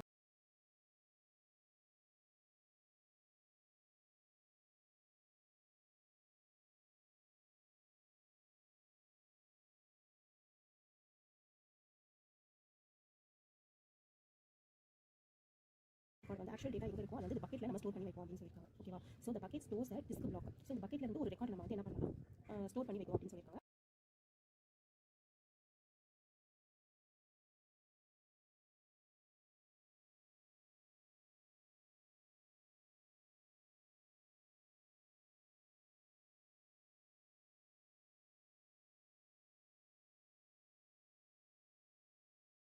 அதுதான் நம்ம ஹேஷ் இண்டெக்ஸ் அப்படின்னு சொல்றோம். ஸோ அடுத்தது ஹேஷ் ஃபங்க்ஷன் நம்ம எப்படி கம்ப்யூட் பண்ணணும் அப்படின்னா, இது வந்து ஒரு மேத்தமெட்டிக்கல் ஈக்குவேஷன் இல்லைனா ஒரு அல்காரிதம் வந்து அப்படின்னு சொல்லலாம். இது மேத்தமெட்டிக்கல் ஈக்குவேஷன் ஒரு அல்காரிதம். இதை கம்ப்யூட் பண்ணி தான் நமக்கு வந்து அந்த டேட்டா ரெக்கார்டோட அட்ரஸ் வந்து நம்மளால லொக்கேட் பண்ண முடியும். ஸோ இதுக்கு இன்புட் என்ன கொடுப்போம் அப்படின்னு பார்த்தோம்னா, ஒரு டேட்டா ரெக்கார்ட் இருந்துச்சுன்னா உங்களோட பிரைமரி கீ, அதாவது பிரைமரி கீ அப்படின்னா என்ன, அந்த டேட்டாவோட யூனிக் ஐடியா தான் நம்ம பிரைமரி கீ அப்படின்னு சொல்லுவோம். இது இன்புட்டை நம்ம கொடுப்போம், நமக்கு அவுட்புட் கிடைக்க அவுட்புட் வந்து என்ன ஹேஷ் இண்டெக்ஸ் வந்து நமக்கு கிடைக்கும் அப்படின்னு சொல்லியிருக்காங்க. ஸோ இதுக்கு வந்து இப்போ இதில் வந்து 2 பாசிபிலிட்டிஸ் வந்து இருக்குது அப்படின்னு சொல்லியிருக்காங்க. ஒன்று இந்த நம்ம ஜென்ரேட் ஆச்சுல அவுட்புட் நமக்கு கிடைச்ச அந்த ஹேஷ் இண்டெக்ஸ் வந்து ஒன்று எம்டியாக இருக்கலாம், இல்லைனா இன்னொன்று வந்து என்ன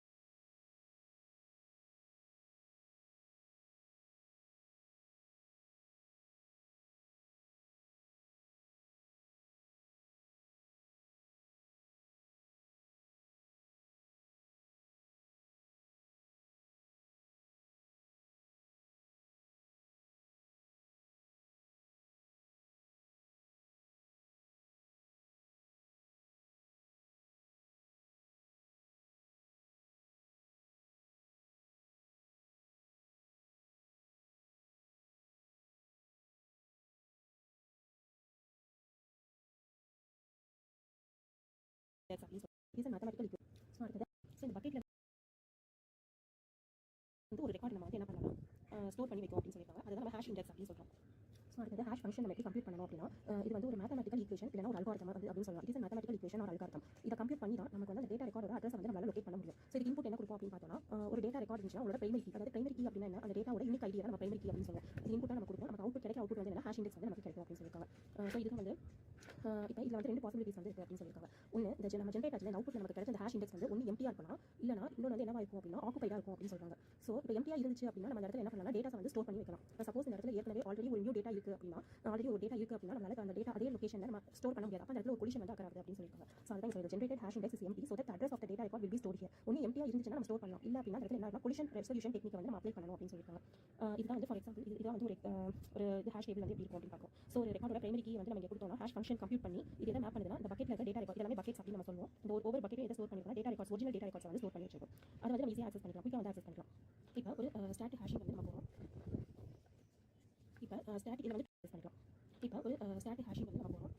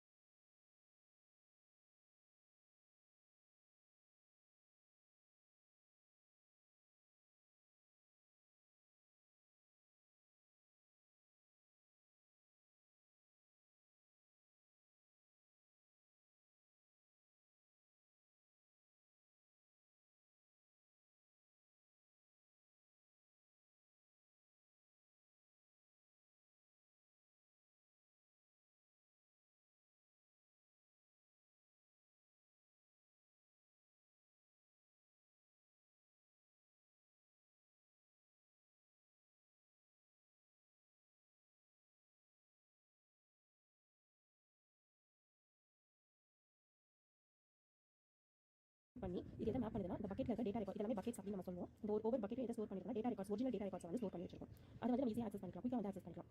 இப்போ ஒரு ஸ்டாட்டிக் ஹேஷிங் வந்து நம்ம போகிறோம். இப்போ ஸ்டாட்டிக் இதில் வந்து 2 டைப்ஸ் ஆஃப் ஹேஷிங் இருக்குது. ஒன்று வந்து ஸ்டாட்டிக் ஹேஷிங், இன்னொன்று என்ன டைனமிக் ஹேஷிங் அப்படின்னு சொல்லுவோம். இப்போ வந்து ஃபஸ்ட்டு நம்ம ஸ்டாட்டிக் ஹேஷிங் தான் நம்ம பார்க்க போகிறோம். இப்போ வந்து ஒரு டேட்டா ரெக்கார்டுக்கு ஒரு டேட்டா ரெக்கார்ட் நம்ம எடுத்துக்கிறோம். ஓகே, எம்ப்ளாயி ஐடி இதுதான் வந்து பிரைமரி கீ வேல்யூ 106 அப்படின்னு சொல்லிட்டு நான் கொடுக்குறேன். ஓகேவா, இந்த ஹேஷ் ஃபங்க்ஷன் இது என்ன ஃபங்க்ஷன் எப்படி இருக்கும் அப்படின்னா இதை வந்து h(x modulo 5) அப்படின்னு சொல்லலாம். இதுதான் வந்து இந்த அல்காரிதம். இதை இங்கே பார்த்தோம், இது ஒரு மேத்தமெட்டிக்கல் ஈக்குவேஷன். இந்த ஈக்குவேஷனை சால்வ் பண்ணால் நமக்கு என்ன கிடைக்கும் அப்படின்னா ஹேஷ் இண்டெக்ஸ் வந்து நமக்கு ஃபைண்ட்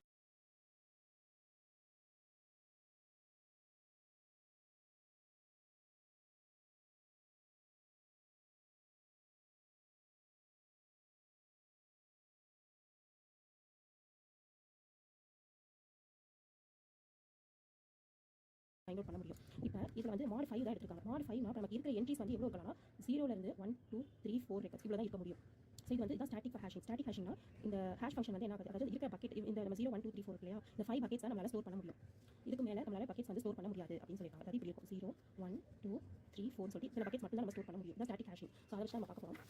இப்போ 106 இந்த h(x) நம்ம பார்த்தோம்ல, h(x modulo 5) பார்த்தோமா. இந்த h(x) என்னன்னா பிரைமரி கீ வேல்யூ. இந்த பிரைமரி கீ வேல்யூ நம்ம எம்ப்ளாயி ஐடி என்ன பார்த்தோம் 106 அப்படின்னு பார்த்தோம். அந்த மாடலில் போட்டோம்னா இது என்ன கொடுக்குதுன்னா நமக்கு இண்டிகேட் ஒரு பக்கெட்டோட அட்ரஸ் வந்து நமக்கு கொடுக்குது. ஸோ இந்த 1 வந்து நம்ம இப்போ இந்த ஃபங்க்ஷன் போட்டோம்னா நமக்கு 1 அப்படின்னு சொல்லிட்டு கிடைச்சிருக்கு. இது என்ன இண்டிகேட் பண்ணுதுன்னா data record should be placed or searched in the first bucket.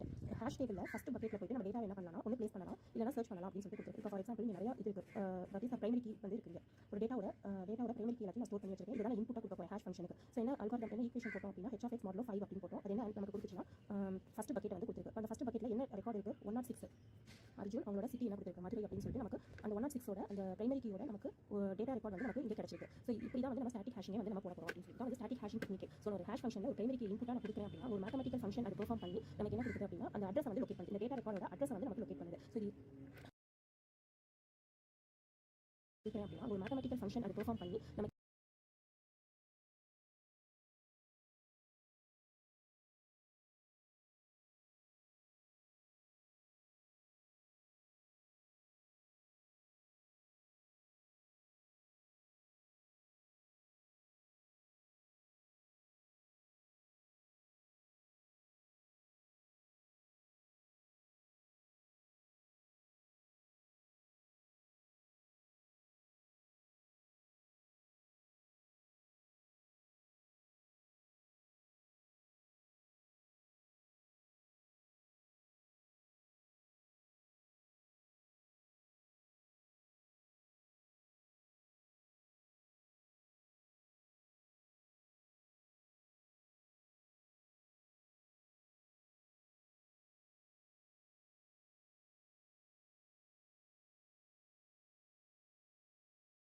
நமக்கு என்ன கொடுக்குது அப்படின்னா அந்த அட்ரஸ் வந்து லொகேட் பண்ணுது. இந்த டேட்டா ரெக்கார்டோட அட்ரஸ் வந்து நமக்கு லொகேட் பண்ணுது. ஸோ இது ஓகேவா. இதோட ப்ராப்பர்ட்டிஸ் வந்து பார்த்தோம்னா இதோட ப்ராப்பர்ட்டிஸ் என்ன அப்படின்னா இப்போ இந்த டேட்டா பக்கெட்ஸ் இருக்குல்ல இதுதான் இது ஆக்சுவலாக இது வந்து மாறவே மாறாது. mod 5 இதுதான் வந்து ஸ்டாட்டிக் ஹேஷிங்கோட அந்த மேத்தமெட்டிக்கல் ஈக்குவேஷன். ஸோ அந்த நம்பர் ஆஃப் பக்கெட்ஸ் வந்து எப்படி இருக்குன்னா ரிமைன்ஸ் கான்ஸ்டன்ட்டாக தான் இருக்கும் அப்படின்னு சொல்லியிருக்காங்க. இது ஒரு ப்ராப்பர்ட்டி. செகண்ட் ப்ராப்பர்ட்டி வந்து பார்த்தோம் அப்படின்னா ஹேஷ் ஃபங்க்ஷன் அப்படின்னு சொல்லியிருக்காங்க.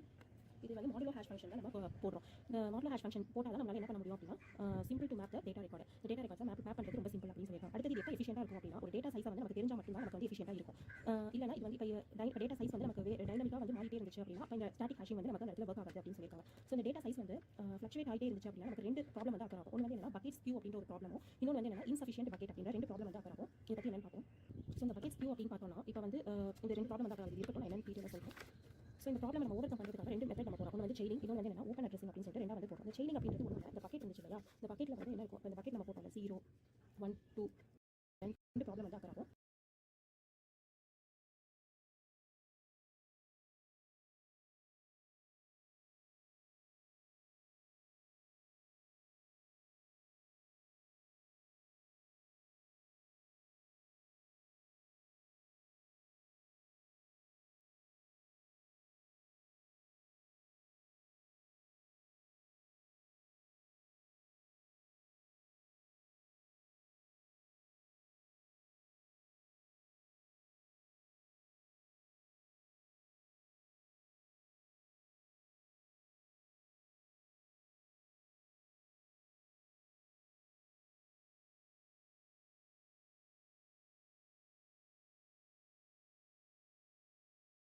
ஸோ இந்த ப்ராப்ளம் நம்ம ஓவர் கம் பண்ணுறதுக்காக ரெண்டு மெத்தட் நம்ம போகிறோம். ஒன்று வந்து செயினிங், இன்னொன்று வந்து என்ன ஓப்பன் அட்ரஸிங் அப்படின்னு சொல்லிட்டு ரெண்டாவது போகிறோம். இந்த செயினிங் அப்படின்றது ஒன்று இந்த பக்கெட் இருந்துச்சு இல்லையா, இந்த பக்கெட்டில் வந்து என்ன இருக்கும், இந்த பக்கெட் நம்ம போட்டோம்ல 0 1 2 3 4 இந்த மாதிரி பக்கெட்ஸ் இருக்குல்ல, இந்த பக்கெட்ல இருந்து நம்ம என்ன பண்ணிக்கலாம் அப்படின்னா லிங்க் லிஸ்ட் ஆஃப் நோட்ஸாக வந்து கனெக்ட் பண்ணிக்கலாம் அப்படின்னு சொல்றாங்க.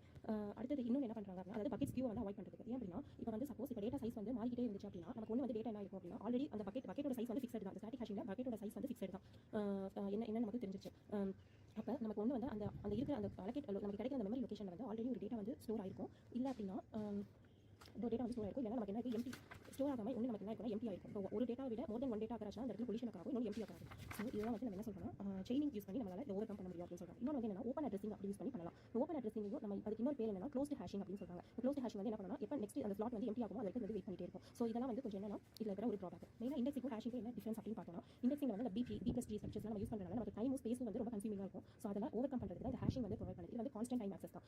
ஏன்னா நம்ம டேட்டா சைஸ் வந்து நமக்கு ஃபிக்ஸடாக தெரிஞ்சிருச்சு. ஸோ அதனால இது வந்து கான்ஸ்டன்ட் தான். இந்த ஹேஷிங் டெக்னிக் மெயினாக யூஸ் பண்ணுறோம் அப்படின்னு பார்த்தோம்னா சைபர் செக்யூரிட்டியில் தான் வந்து இப்போ மெயினாக யூஸ் பண்ணிட்டு இருக்காங்க. ஸோ அவ்வளோதான் ஸ்டூடெண்ட்ஸ். அடுத்தது நம்ம கிளாஸில் டைனமிக் ஹேஷிங் என்ன பார்க்க போகிறோம். Very very important topic. Hope you all understand this topic. Thank you.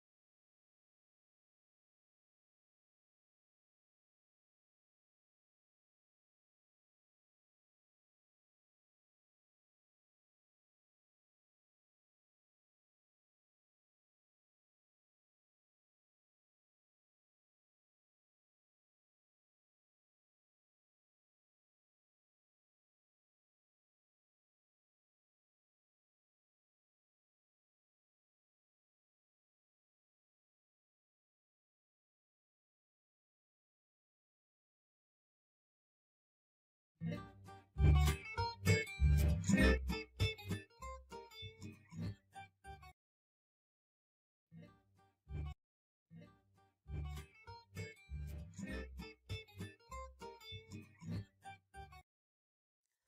बच्चों बच्चों आज हम स्टार्ट करेंगे रिकवरी सिस्टम, जहाँ पे हम टॉपिक देखेंगे टाइप्स ऑफ फेलियर्स। तो पहले हमें पता होना चाहिए कि रिकवरी सिस्टम का मीनिंग क्या है।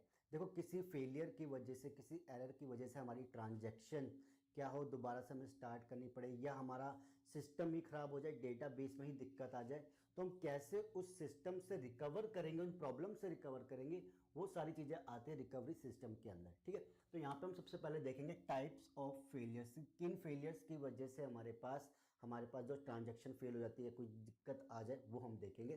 तो टाइप्स ऑफ फेलियर्स के अंदर हमारे पास 3 टाइप है basically: transaction failure, system crash and disc failure. अब ये चीज़ बता दूं मैं पहले, डिस्कस करने से पहले, कि ये टॉपिक मैं कोर्थ की बुक से करा रहा हूँ, तो प्लीज़ अपना सिलेबस एक बार जरूर देखना। कई बच्चों को है, कई यूनिवर्सिटी में ये नहीं होता, तो जहाँ पे रिकवरी सिस्टम लिखा हो मतलब ये टॉपिक्स आपके हैं। ठीक है, अब देखो यहाँ पे आता, सबसे पहला टॉपिक डिस्कस करेंगे ट्रांजैक्शन फेलियर का मतलब होता है ट्रांजैक्शन फेलियर, सिंपल सी बात है। बट यहाँ पे कुछ रीजंस है जिनकी वजह से फेलियर होती है, तो उन रीजंस को देखते हैं कि ट्रांजैक्शन फेलियर के हमारे पास बेसिकली 2 रीजन है। पहला है लॉजिकल एरर्स की वजह से, दूसरा सिस्टम एरर की वजह से। अब ये क्या है? लॉजिकल एरर जो होता है, कोडिंग के अंदर कुछ एरर आ जाए या गलत चीज़ें हम इनपुट दे दें तो आती है। देखो इसमें क्या है, जैसे कि बैड इनपुट दे दिया हमने, कोई गलत ही इनपुट दे दिया हो। अगर मैं बात करूं गलत इनपुट में, मैंने बोला कि आप मुझे इसको सॉल्व करके दिखाओ, तो इन्फिनिटी है, तो ये तो चलता चलता रहेगा। तो यहाँ पे क्या हो जाएगा, बैड इनपुट दे दिया मैंने। ठीक है जी। डेटा नॉट फाउंड, मतलब कि भाई हम किसी एक ट्रांजैक्शन क्या कर रही है, एक डेटा को असेस करना चाहते हैं, डेटा आइटम को, बट उस आइटम को किसी दूसरी ट्रांजैक्शन ने डिलीट कर दिया है। अब ये ट्रांजैक्शन जो असेस करना चाहती है वो सोच रही है, यार अभी तो मैं असेस करके गया था, अब ये मिल क्यों नहीं रही है, तो वहाँ पे क्या होगा, डेटा ही नहीं मिलेगा, तो वो एक एरर हो जाएगा, उसकी ट्रांजैक्शन रुक जाएगी। ऐसे होता है ओवरफ्लो। ओवरफ्लो होता है कि आउट ऑफ रेंज हमने कोई वैल्यू दे दी, कि हमने जैसे किसी इंटीजर की रेंज है कुछ समथिंग 2 to 8 समथिंग है सपोज करो, बट हमने बहुत ही बड़ी वैल्यू वहाँ पे दे दी, तो ओवरफ्लो हो जाएगा, आउट ऑफ रेंज हो जाएगा। देन आता है रिसोर्स लिमिट एग्जिस्ट। अब यहाँ पे क्या कि किसी ट्रांजेक्शन के ऊपर हमने लगा रखा है कि भाई ये 2 ही वेरिएबल यूज़ कर सकता है, 3 ही कर सकता है, तो इसकी वजह से भी दिक्कत हो सकती है। या दूसरा जो है, रिसोर्स लिमिट जो है ज़्यादा ले चुका है, अब इसको और नहीं मिलेंगे, तो उसकी वजह से हो सकता है। ठीक है, यहाँ पे कुछ भी हम रिसोर्सेज की बात कर सकते हैं, डेटा आइटम भी हो सकते हैं, सीपीयू का कंट्रोल भी हो सकता है, या हमारे इनपुट आउटपुट रिसोर्सेज भी हो सकते हैं। ठीक है, दूसरा आता है सिस्टम एरर्स, जो कि जिसमें हम बात करते हैं डेडलॉक की। अब डेडलॉक एक ऐसा कॉन्सेप्ट हम ऑलरेडी कर चुके हैं। अगर मैं इस टॉपिक को आपको मैं पहले करवाता मान लो कि, तो फिर आपको दिक्कत होती है। डेडलॉक हमें पता है कि एक ट्रांजैक्शन क्या कर रही है, कि किसी से डिमांड कर रही है, रिक्वेस्ट कर रही है, कि वेट कर रही है कि मुझे अपना रिसोर्स दे दो, और दूसरी ट्रांजैक्शन कह रही है तुम मुझे अपना दे दो, तो दोनों क्या कर रहे हैं, एक दूसरे को रिसोर्स नहीं दे रहे, तो वहाँ पे क्या है, काम आगे नहीं बढ़ता, तो दोनों के दोनों वेटिंग स्टेट में आते हैं और डेडलॉक लग जाता है। इस वजह से भी ट्रांजैक्शन फेलियर हो जाती है। अब यहाँ पे इसके बाद आता है सेकंड टाइप, जिसका नाम है सिस्टम क्रैश। सिस्टम क्रैश के अंदर हम बात करते हैं पूरे के पूरे सिस्टम की। ठीक है, तो यहाँ पे हार्डवेयर माल फंक्शन, मतलब कि भाई कोई हार्डवेयर में प्रॉब्लम आ जाए, कोई हार्ड डिस्क क्रैश हो जाए, या कुछ और प्रॉब्लम आ जाए, पानी गिर जाए, कुछ भी बात हो सकती है। ठीक है, तो यहाँ पे सिस्टम क्रैश हो जाता है। अब यहाँ पे क्या है, हमारे पास बग इन डेटाबेस सॉफ्टवेयर, किसी कोडिंग की एरर की वजह से बग आ जाए सॉफ्टवेयर के अंदर जो डेटाबेस का हम यूज़ कर रहे हैं। ठीक है जी, तब प्रॉब्लम आ जाएगी। या फिर ऑपरेटिंग सिस्टम के अंदर कोई बग आ जाए, वायरस आ जाए, कुछ भी आ जाए, तो हमारा सिस्टम क्या था, ऑपरेट नहीं हो पाता सही से, तो वहाँ पे क्या है, हमारा जो ट्रांजैक्शन है सपोज करो चल रही थी और ये एरर आ जाए सडनली, फिर कैसे इससे हम रिकवर करेंगे। ठीक है जी। देन आता है डिस्क फेलियर। अब डिस्क फेलियर थोड़ा ध्यान से समझना। A disk block loses its content during data transfer operation। अब यहाँ पे क्या होता है, पहले इसके कॉन्सेप्ट को समझो। ये मेरी हार्ड डिस्क है और ये मेरी मेन मेमोरी है, जहाँ पे मेन मेमोरी हमारी कैश मेमोरी भी हो सकती है, कुछ भी हो सकता है। ठीक है, जब कोई ट्रांजैक्शन आती है सिस्टम के अंदर तो उसको हम ट्रांसफर करते हैं मेन मेमोरी में। तो सपोज वो ट्रांजैक्शन को 2 वेरिएबल चाहिए थे, ये जो वेरिएबल है हमारे डेटाबेस के अंदर, हार्ड डिस्क के अंदर डेटाबेस होगा, डेटाबेस के अंदर सपोज करो यहाँ पे और यहाँ पे मान के चलते हैं, तो दिखाने का तरीका है, यहाँ पे पड़े हैं, तो इनको हम क्या कहते हैं, ब्लॉक्स कहते हैं। ठीक है, ये हमारे लिए क्या है, ब्लॉक्स है, इनको हम डिस्क ब्लॉक्स कहते हैं, इसकी हम बात करते हैं। तो यहाँ पे पड़े, तो सिस्टम क्या करता है, ऑपरेटिंग सिस्टम जो भी इसका हैंडलर होगा, इसको ट्रांसफर करेगा मेन मेमोरी में, क्योंकि तुम्हें 2-3 तो मैं इन्हीं को ही ट्रांसफर करूंगा। तो यहाँ पे क्या होता है कि जब ट्रांजेक्शन अपना काम कर लेगी तो हमें जब कॉमिट करते हैं हम, ये टेम्परेरी लोकेशन होती है एक्चुअली में, ठीक है। तो इनको जब कॉमिट करते हैं तो एक्चुअल वैल्यू को हमें एक्चुअल डेटाबेस के अंदर रिफ्लेक्ट करना है। तो जाने से पहले हो सकता है कि भाई यही कोई डिलीट हो जाए, ठीक है, यही ना मिले, यही ब्लॉक ना मिले किसी एरर की वजह से, तो हम कहते हैं दिस ब्लॉक लूज हो गया, ठीक है। तो इट्स कंटेंट अपने ड्यूरिंग हम मतलब this block lose in the sense इसके कंटेंट लूज हो गए हैं। तो डेटा ट्रांसफर के time so the copies of data are stored और बैकअप। तो हम इससे बचने के लिए क्या करते हैं कि डेटाबेस की हमें इसकी जो कॉपी होती है, जो डेटा हम यूज कर रहे हैं, इसकी एक कॉपी बना के रखते हैं कि भाई अगर यहाँ से लूज हो गया तो कोई बात नहीं, हम दूसरी जगह से उठा के वहाँ से ट्रांसफर कर देंगे, ठीक है। तो आने वाली वीडियो में, अगली वीडियो में हम करेंगे दो टॉपिक, रेडू एंड अंडू। मैं आपको बता देता हूँ, रेडू एंड अंडू ये क्या चीज़ है। ये दो ऑपरेशन है जो हम यूज़ करते हैं ट्रांजैक्शन फेलियर से निकलने के लिए। तो पहले ये पता होने चाहिए क्या, क्योंकि आने वाली वीडियोस में फिर हम यही वर्ड यूज़ होंगे कि रेडू कर दिया मैंने, अंडू कर दिया, ताकि क्या हो आपको पता रहे कि हाँ भाई रेडू का मतलब ये था और अंडू का मतलब ये था। मैं बार बार वहाँ पर फिर डिस्कस नहीं कर पाएंगे, तो इसलिए पहले इसको समझ लेते हैं। और यूनिवर्सिटी एग्जाम में मैंने कई बार देखा ये 2 या 3 साल में 3 या 4 नंबर में आ जाता है कि एक्सप्लेन करो difference between Redu and undo एक एग्जाम्पल के तौर पर। तो ये वहाँ पर भी काम आएगा आपका, ठीक है। तो वीडियो यहाँ पे मैं खत्म करता हूँ।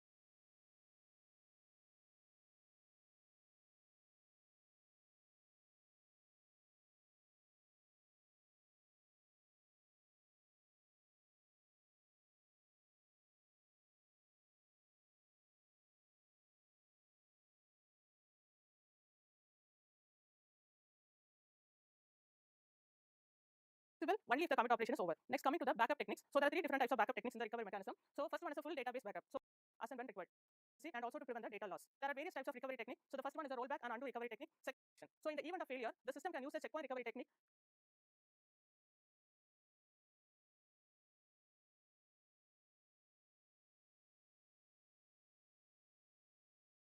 Hi everyone, this is Lagabagam. Welcome to this video. వీడియోలో DBMS లో డేటాబేస్ రికవరీ టెక్నిక్స్ గురించి నేను క్లియర్ ఎక్స్ప్లెయిన్ చేస్తాను. వీడియో స్కిప్ చేయండి అండర్స్టాండ్ మీకు ఈజీగా అర్థమవుతుంది. రెండు వీడియోస్ కానీ డేటాబేస్ రికవరీ టెక్నిక్స్ గురించి క్వశ్చన్ అడుగుతూ ఉంటారు. ఈ వీడియో స్టార్ట్ చేసిన మన ఛానల్ వరకు వస్తున్నట్టు మన సబ్స్క్రైబ్ చేసుకుని పక్కన బెల్ ఉంది.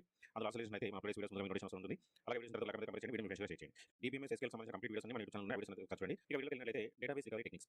Database recovery techniques in categories mainly into 3 types. First one వచ్చేసి లాగ్ బేస్డ్ రికవరీ, సెకండ్ వచ్చేసి షాడో పేజింగ్, థర్డ్ వచ్చేసి చెక్ పాయింట్. ఫస్ట్ వన్ చూసినట్లయితే లాగ్ బేస్డ్ రికవరీ. మనకి లాగ్ బేస్డ్ రికవరీ ఏంటో ఒకసారి చూద్దాం. ఈ log based recovery technique maintain transaction log to keep track of all update operations on the transaction. అంటే ఒక ట్రాన్సాక్షన్ లో జరిగే ఏవైతే మోడిఫికేషన్స్ ఏమైనా అప్డేషన్ చేస్తా ఉన్నారో వాటికి సంబంధించిన ఒక ట్రాన్సాక్షన్ లాగ్ అనేది మెయింటైన్ చేస్తూ ఉంటాడు. ఓకే, ఇంకా ఏమంటారు చూద్దాం. The transaction log is recorded in DBMS that keep track of all the transactions of database system that update any data value in the database. ఈ ట్రాన్సాక్షన్ లాగ్ అనేది DBMS లో store అయి ఉంటుంది. ఇందులో ఏముంటాయంటే ఆల్ ట్రాన్సాక్షన్స్ ఏవైతే database సంబంధించిన transaction సంబంధించిన డేటా వాల్యూస్ ఏమైనా మాడిఫై అవుతుంటే అవన్నీ ఇక్కడ ఉంటాయి. ఓకే, ఇంకా చూసినట్లయితే the log is sequence of records. Log అంటే సీక్వెన్స్ ఆఫ్ రికార్డ్స్ అంట. లాగ్ ఆఫ్ ఈ transaction is maintained in some stable storage so that if any failure occurs then it can be recovered from there. Transaction సంబంధించిన ఒక log అయితే create అవుతూ ఉంటుంది. అది separate గా ఒక స్టోరేజ్ లొకేషన్ స్టోర్ అవుతుంది. ఏదైనా ట్రాన్సాక్షన్ లో ఫెయిల్యూర్ వచ్చినట్లయితే ఆ ట్రాన్సాక్షన్ సంబంధించిన ఇన్ఫర్మేషన్ అంతా లాగ్ లో స్టోర్ అయి ఉంటుంది సపరేట్ లొకేషన్ కాబట్టి ఆ లొకేషన్ నుంచి ఇక్కడికి రికవర్ చేసుకోవచ్చు. ఓకే, సో ఈ విధంగా రికవర్ అవుతూ ఉంటుంది. If any operation is performed on the database then it will be recorded in the log. So transaction లో జరిగే ప్రతి ఆపరేషన్ ఏవైనా జరుగుతూ ఉంటాయో అవన్నీ ఈ లాగ్ లో రికార్డ్ అవుకుంటూ పోతాయి. Next, but the process of storing the log should be done before the actual transaction is applied in the database. So ఈ లాగ్ ఎప్పుడు స్టార్ట్ అవుతుంది అంటే ట్రాన్సాక్షన్ స్టార్ట్ అయ్యే బిఫోర్ నుండే ఈ ప్రాసెస్ సంబంధించిన ఇన్ఫర్మేషన్ అంతా లాగ్ లో స్టోర్ అవుకుంటూ పోతుంది. ఈ విధంగా మనకు లాగ్ బేస్డ్ రికవరీ ప్రాసెస్ ఉంటుంది. ఇంకా ఏమన్నా చూద్దాం. ఈ log contains the information about a transaction. ఇప్పుడు ఈ ట్రాన్సాక్షన్ లాగ్ లో ఏ టైప్ ఆఫ్ ఇన్ఫర్మేషన్ స్టోర్ అవుతుంది అంటే ఇక్కడ వచ్చేసి ఫస్ట్ ట్రాన్సాక్షన్ ఐడెంటిఫికేషన్ అంటే the transaction ID, terminal ID, user ID. So వాటికి సంబంధించిన ఇన్ఫర్మేషన్ ఫస్ట్ స్టోర్ అవుతుంది. Next, operation being performed by the transaction such as update, delete, insert. అంటే ఏ టైప్ ఆఫ్ ఆపరేషన్ చేస్తుంది ఆ ట్రాన్సాక్షన్ అంటే ఫస్ట్ ట్రాన్సాక్షన్ ఐడి, తర్వాత ఆపరేషన్. సో అప్డేట్ చేస్తుందా, డిలీట్ చేస్తుందా, ఇన్సర్ట్ చేస్తుందా, సో దానికి సంబంధించిన ఇన్ఫర్మేషన్ అంతా ఈ ట్రాన్సాక్షన్ లాగ్ లో స్టోర్ అవుతుంది. నెక్స్ట్, ఈ data items or object.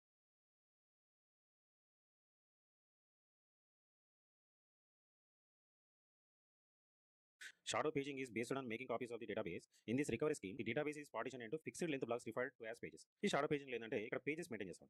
So ఈ పేజెస్ ఏమేమి చూద్దాం ఒకసారి. These pages are mapped into physical blocks of storage with the help of page table called directory. So ఇక్కడ పేజ్ టేబుల్ అనేది మెయింటైన్ చేస్తాం, దాన్ని డైరెక్టరీ అంటున్నాం. ఇంకేమంటే చూడండి, these pages do not need to be stored in any particular order on this. ఇక్కడ pages వచ్చేసి disk లో స్టోర్ అవుతూ ఉంటాయి. సో ఒక్కొక్క పేజ్ స్టోరేజ్ అవుకుంటూ పోతుంది ఎనీ పర్టికులర్ ఆర్డర్. ఇక్కడ పేజెస్ ఆర్డర్ అనేది ఇంపార్టెంట్ అయితే కాదు. సో ఏ విధంగా మనకి ఇక్కడ స్టోరేజ్ చేసుకుంటూ పోతా ఉంటాం. ఇంకేమంటే చూడండి, the main idea behind this technique is to maintain 2 page tables during the life of A transaction. So life of transaction లో 2 పేజ్ టేబుల్స్ క్రియేట్ అవుతుంటాయి. 2 పేజ్ టేబుల్స్ మెయింటైన్ చేస్తూ ఉంటుంది. ఫస్ట్ వన్ వచ్చేసి current page table are current directory, second వచ్చేసి shadow page table or shadow directory. అంటే 2 page tables ని use చేస్తూ ఉంటుంది.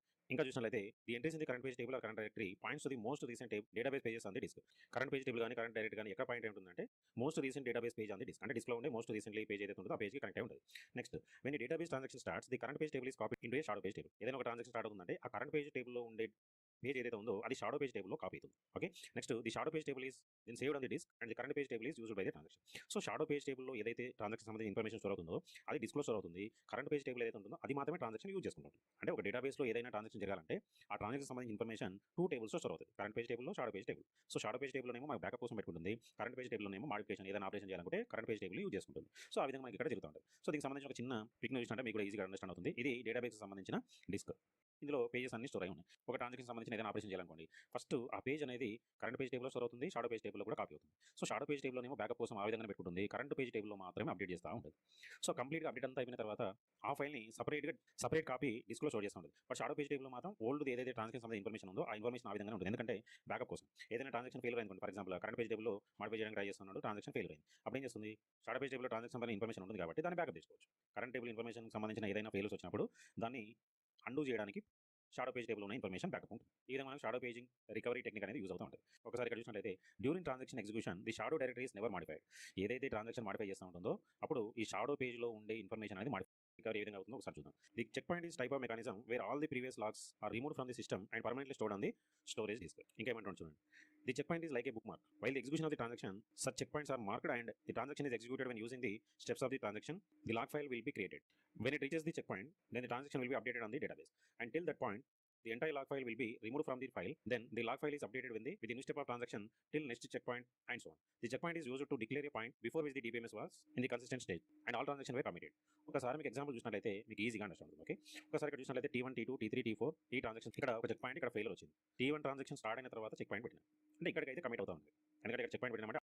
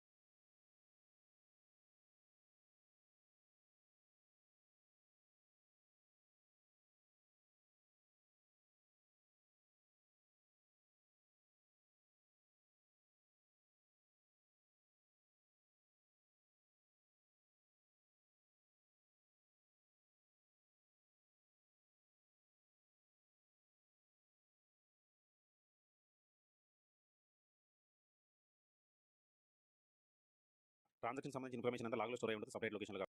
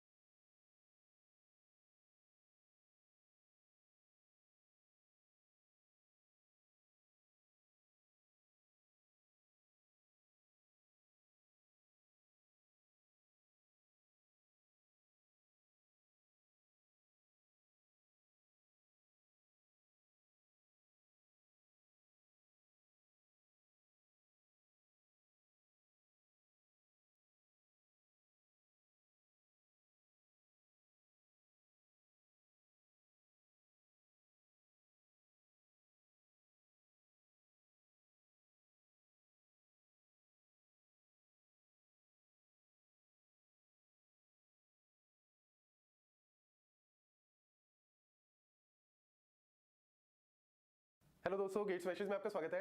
आज की इस वीडियो में हम डिस्कस करने जा रहे हैं टू फेज लॉकिंग प्रोटोकॉल के बारे में, that is also known as 2PL। Last video में हमने simple shared and exclusive locking के बारे में डिस्कस किया और उसकी प्रॉब्लम्स को हमने डिस्कस किया। तो टू फेज लॉकिंग एक्चुअल में है क्या, जो हमने simple shared and exclusive locking के बारे में डिस्कस किया उसकी आगे एक्सटेंशन है। मतलब हमने उसमें कुछ मॉडिफिकेशन की है ताकि हम उनकी प्रॉब्लम्स को रिड्यूस कर सकें। तो बेसिकली क्या मॉडिफिकेशन हमने की है, टू फेज का मतलब है यहाँ पे हम दो फेजेस की बात करते हैं। कौन कौन से फेज है, growing phase, shrinking phase. Growing phase का मतलब है जहां पे लॉक्स हम एक्वायर करते हैं बट कोई भी लॉक रिलीज नहीं करते, सिंपल सा मोटिव है यहाँ पे। और श्रिंकिंग फेज का मतलब है Hi students, first it locks all the transactions released. That makes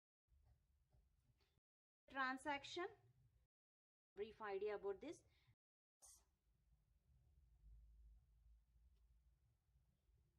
Cannot until commit.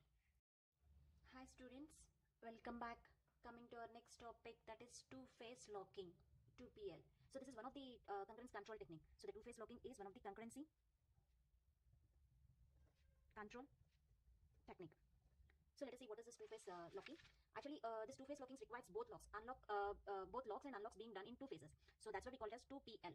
It requires both locks and unlocks.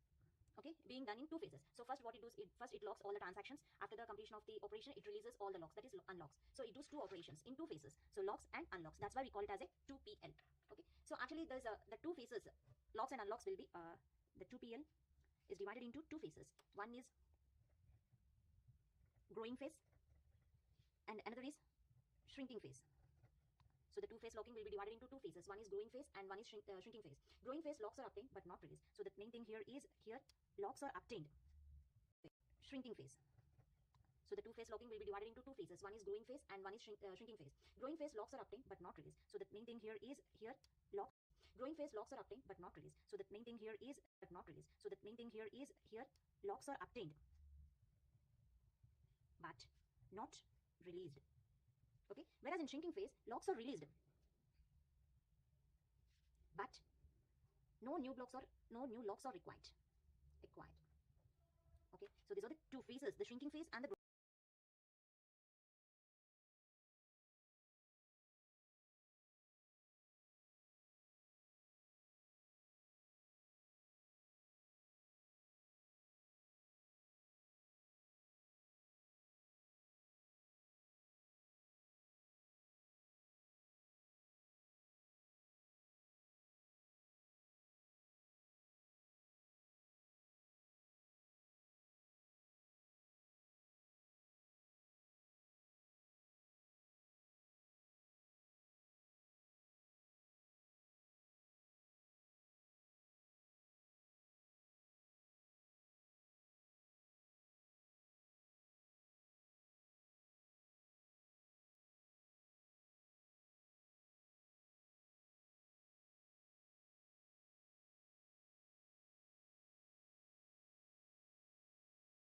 growing phase. So in the growing phase you have to think that only locks are obtained but not released. Here you can lock the transactions but you can't release in the locks in growing phase. Coming to the shrinking phase, shrinking means getting down, means here the locks are released but new locks are not acquired. Okay, no new locks are acquired in shrinking phase. So that is the main difference you have to be noted. So here the locks are acquired and here locks are not acquired. No new locks are acquired and here locks are acquired. Locking the phases and then releasing the locks. So this is a two phase. That's why you call it as a two phase locking. So actually this two phase locking will have a common point. That is a lock point. Okay, so lock point. What is this lock point? Actually the growing phase common point will have a common point, that is a lock point. Two phase. That's why you call it as a two phase locking. So actually this two phase locking will have a common point. Using the locks. So this is a two phase. That's why you call it as a two phase locking. So actually this two phase locking will have a common point. That is a lock point. Okay, so lock point. What is this lock point? Actually the growing phase will locks all the transactions and it comes to the final lock. So it's saying it is a final lock. So after lock point the growing phase cannot point. What is this lock point? Actually the growing phase will locks all the transactions and it comes to the final lock. So it's saying it is a final lock. So after lock point the growing phase cannot allot new locks. The main thing you have to be noted here, the growing phase and the shrinking phase. In the growing phase the locks can be obtained. Okay, you can't release the locks, only you can allow the locks. New locks are allowed here. Whereas in shrinking phase whatever the locks that made in the growing phase are released here, but here you cannot allow the new locks. Okay, so in between them one lock point is there. So when this growing phase will know that how to stop the lock process. So whenever it sees the lock point, means that is the final lock to the growing phase. So after that lock point the shrinking phase onwards, it releases the locks. So whenever it sees the lock point, the shrinking phase is thinking, okay, now I can release the locks, whatever the locks the growing phase is created. Okay, so this is a two-phase locking. And the two-phase locking protocol and for serializability, but may reduce concurrency due to the following reason. I said it is a concurrency control technique. How we can say this two-phase locking is a concurrency control technique? Because it holding lock, it holding lock unnecessarily. Why it is holding lock? Because it creating a security to the means it is not allowing other transactions to see these transactions. Okay, so holding locks, locking too early. So this two-phase locking is doing, but may reduce concurrency due to the. So this is a two-phase locking. And the two-phase locking protocol and for serializability, but may reduce concurrency due to the following reason. I said it is a concurrency control technique. How we can say this two-phase locking is a concurrency control technique? Because it holding lock, it holding lock unnecessarily. Why it is holding lock? Because it creating a security to the means it is not allowing other transactions to see these transactions. Okay, so holding locks, locking too early. So this two-phase locking is doing the locks too early, so that conflicts may not occur. Penalty to other transactions. Okay, so these are the 3 points will reduce the concurrency due to the in the two-phase locking: holding lock unnecessarily, locking too early, and penalty to other transactions. Okay.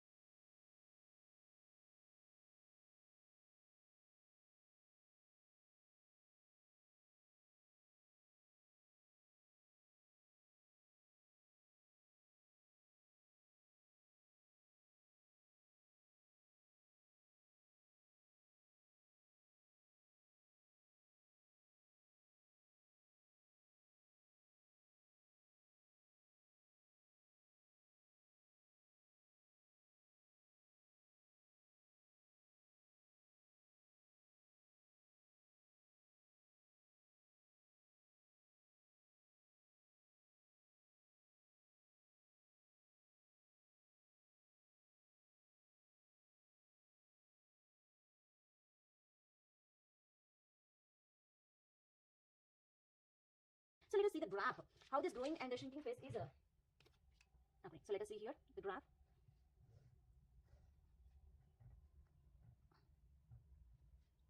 So 1, 2, 3, 4, and this is 5. Now it is shrinking. 6, 7, 8. So this is a time. Okay, so here you call it as a start point. So this is a start point. Okay, and this you call it as end point. So start of the transactions and end of the transactions. So in between here you are having operations will done here. So when it operations will done, okay, so it is this you call it as active lock. This you call as active lock, and here this is the lock point. So I said whenever the growing phase sees a lock point, it stops creating the new locks, final lock. So after lock point, what it does now, the shrinking phase is releasing the locks, release locks, release locks. Okay, so like that. So first this you call it as a growing phase. So this is growing phase and this will be shrinking phase. In between this you are having the locker point, locker phase. You call it as a locked phase. Okay, is it clear? So this is the float, means the diagram pictorial representation of the two-phase locking. Here we have taken the 8 transactions here. So whenever you're creating, it will be whenever the lock will be there, it is an active state, means the growing phase will be active. So whenever this growing phase will see the lock point, it stops creating the locks, and now the shrinking phase is allowed to release the locks, whatever the locks that is created by the growing phase. Okay, so this point you call it as a locker point, locker phase. Here the operations will be done. Okay. Okay, now let us see the way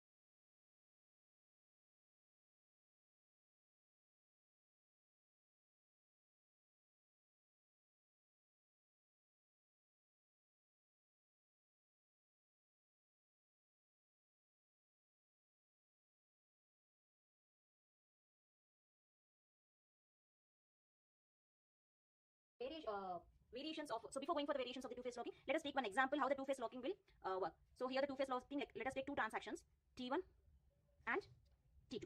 Okay, so first what is the first lock, create a lock, growing phase, lock A. After you're allowing, you're locking the A transactions, now the T1 transactions is ready to read that lock. Only the T1 can able to read that lock. After that, A is equal to A plus 100, one operation has done, and then write lock. So after writing, again you lock another data item. So in this transaction, one data item is locked, okay, and it does the operation and it writes that data after that, and T2. Okay, so first what is the first lock, create a lock, growing phase, lock A. After you're locking the A transactions, now the T1 transactions is ready to read that lock. Only the T1 can able to read that lock. After that, A is equal to A plus 100, one operation has done, and then write lock. So after writing, again you lock another data item. So in this transaction, one data item is locked, okay, and it does the operation and it writes that data item also, and then lock B. Now unlock the A. Okay, so when you will done this unlock, after completion of all locks only you can done unlock. After completion of all locks, okay, then only you can unlock. So after unlocking the A transactions, you are not allowed to create another new locks. Okay, so when you are starting unlock the operations, means you are coming to the shrinking phase, you are not allowed to go back to the growing phase. You are not supposed to, means the transaction, you means here the transactions are not supposed to create a new locks. Okay, first it locking one data item and it is doing the operation, and then it create another data item. The transaction is locking another data item. After locking the another data item, it releasing the first data item. So whenever it releases that, this transaction is not supposed to create new locks because it enters into shrinking phase. Okay, so after that it is reading the B, so which already locked. Okay, reading data item B is equal to B plus 100, and then write B. Now unlock the B. Okay, so this is the two-phase locking in the transaction T1.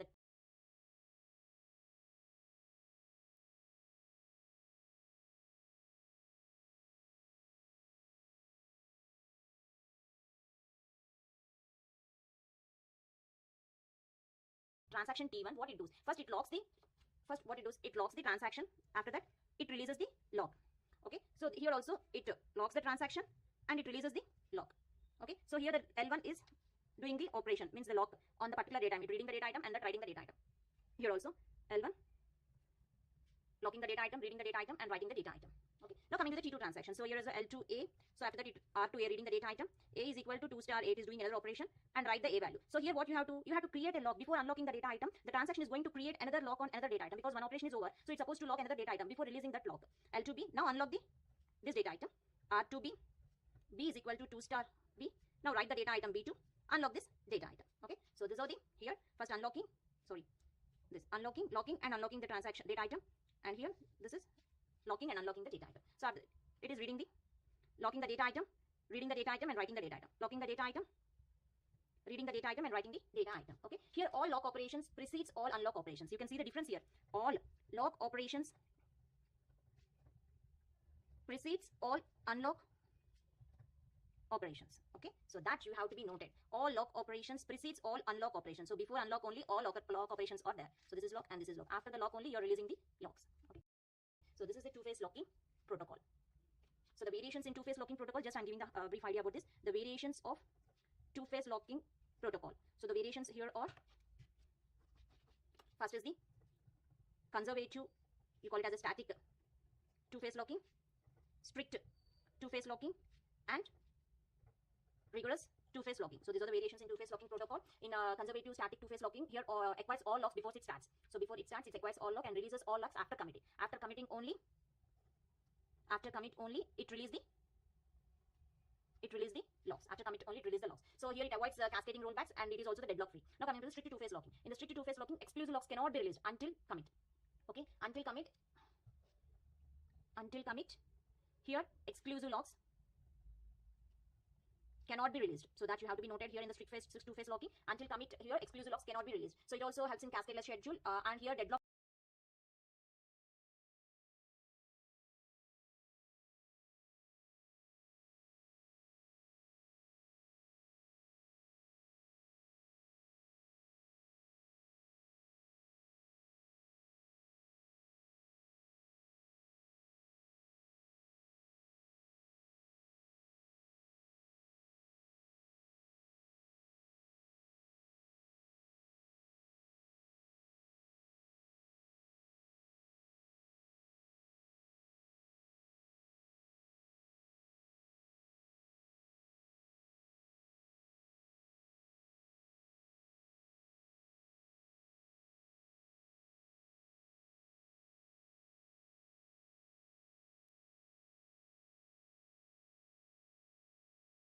deadlock may occur. Here it is deadlock free, whereas in strict two-phase locking and rigorous two-phase locking, in these two cases, deadlocks may occur. So rigorous two-phase locking, shared or exclusive locks cannot be released until commit. Okay, so here shared or exclusive cannot be released until commit. So here also it is not releasing until the commit. So that's why these rigorous two-phase locking, in these two cases, deadlocks may occur. So rigorous two-phase locking, shared or exclusive locks cannot be released until commit. Okay, so here shared or exclusive cannot be released until commit. So here also it is not releasing until the commit. So that's why these two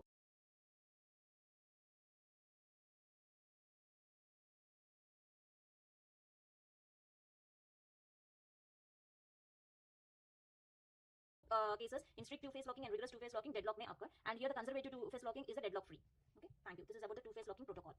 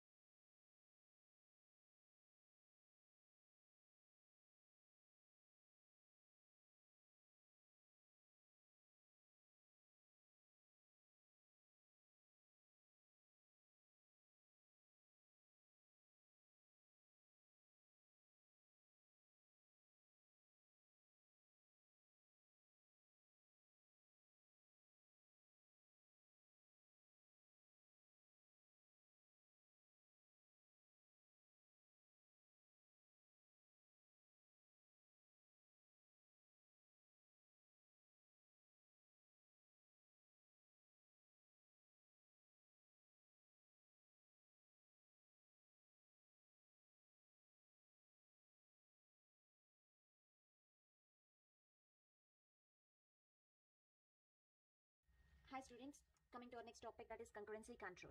So before going to know about the concurrency control, let us see what is a concurrency. Okay, so let us see what are the advantages in concurrency, then we will go for the concurrency control. Okay, so actually concurrency is nothing but executing multiple transactions at a time. Executing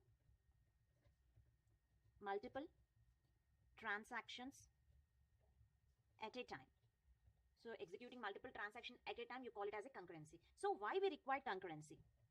Why concurrency is required in database? So what is the use of using concurrency in database? Okay, only single instruction can execute, single transactions can execute at a time. Okay, after the completion of one transaction, you can enter into another transaction by following the ACID properties. Then why we are going for concurrencies in database? So if you take the ATM machine, suppose. Okay, so if you take a ATM machine, that is SBI bank related to SBI bank. Suppose one person is withdrawing money in one of the ATM bank. Okay, if you're not using the concurrency, so the person, if he's using the ATM by withdrawing the money, after the completion of his work only, another person can withdraw the money in another ATM. Okay, means one after the another. One after another. So if you without concurrency.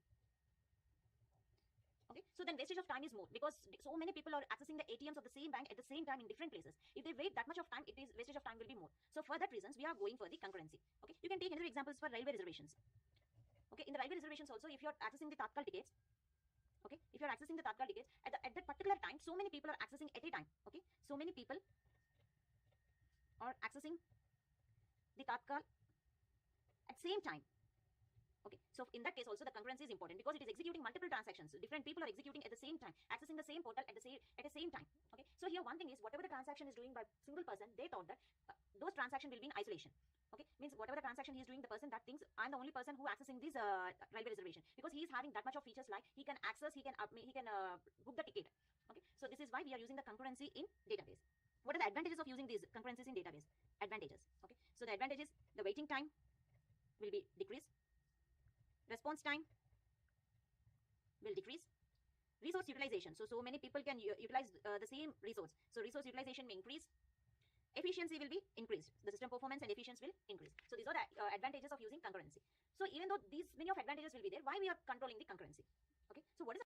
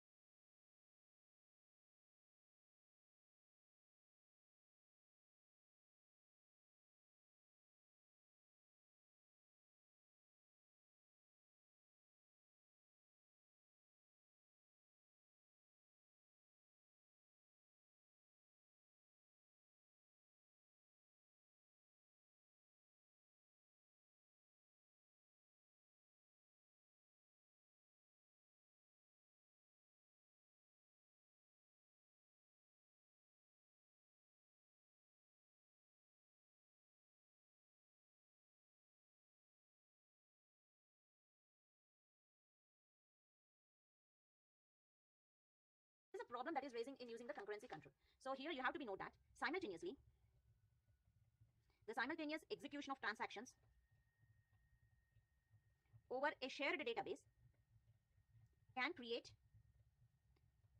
several data integrity and constraint problems, several data integrity and consistency problems. Okay, so even though you are having so much of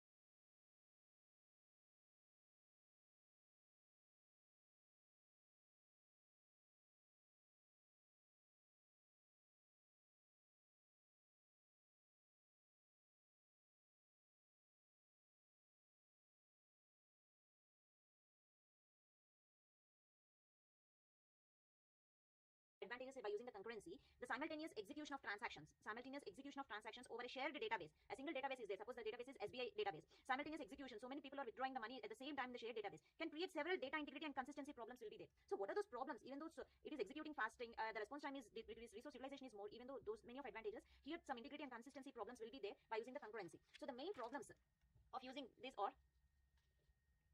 there are three main problems will be there. The three main problems are, the first one is lost updates. So updates will be lost, uncommitted data, inconsistent retrievals. Okay, so these are the three problems that are facing the concurrency control: lost updates, uncommitted data, inconsistent retrievals.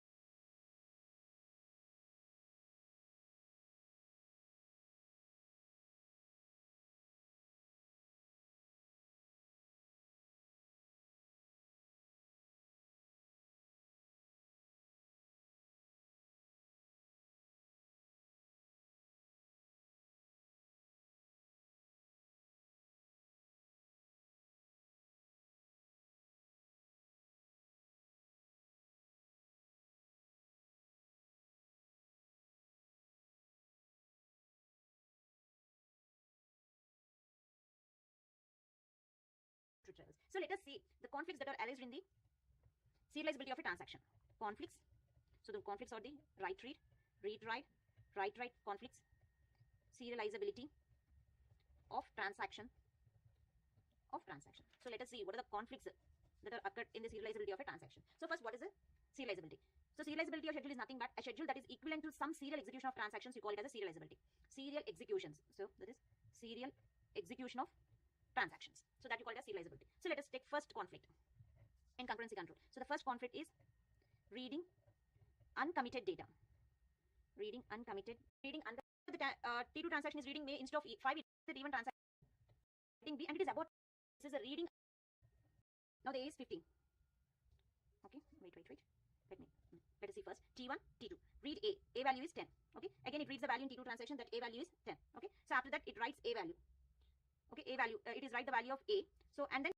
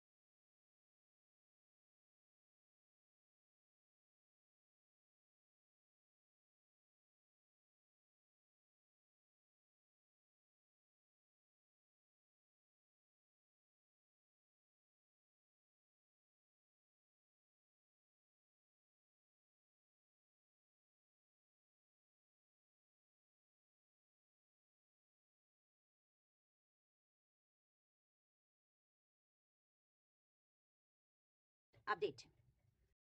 Read. So let us see what is this. Okay, now write the.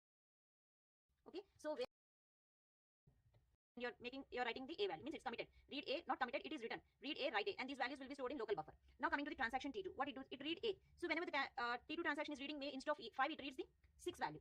After they are reading, it just commit.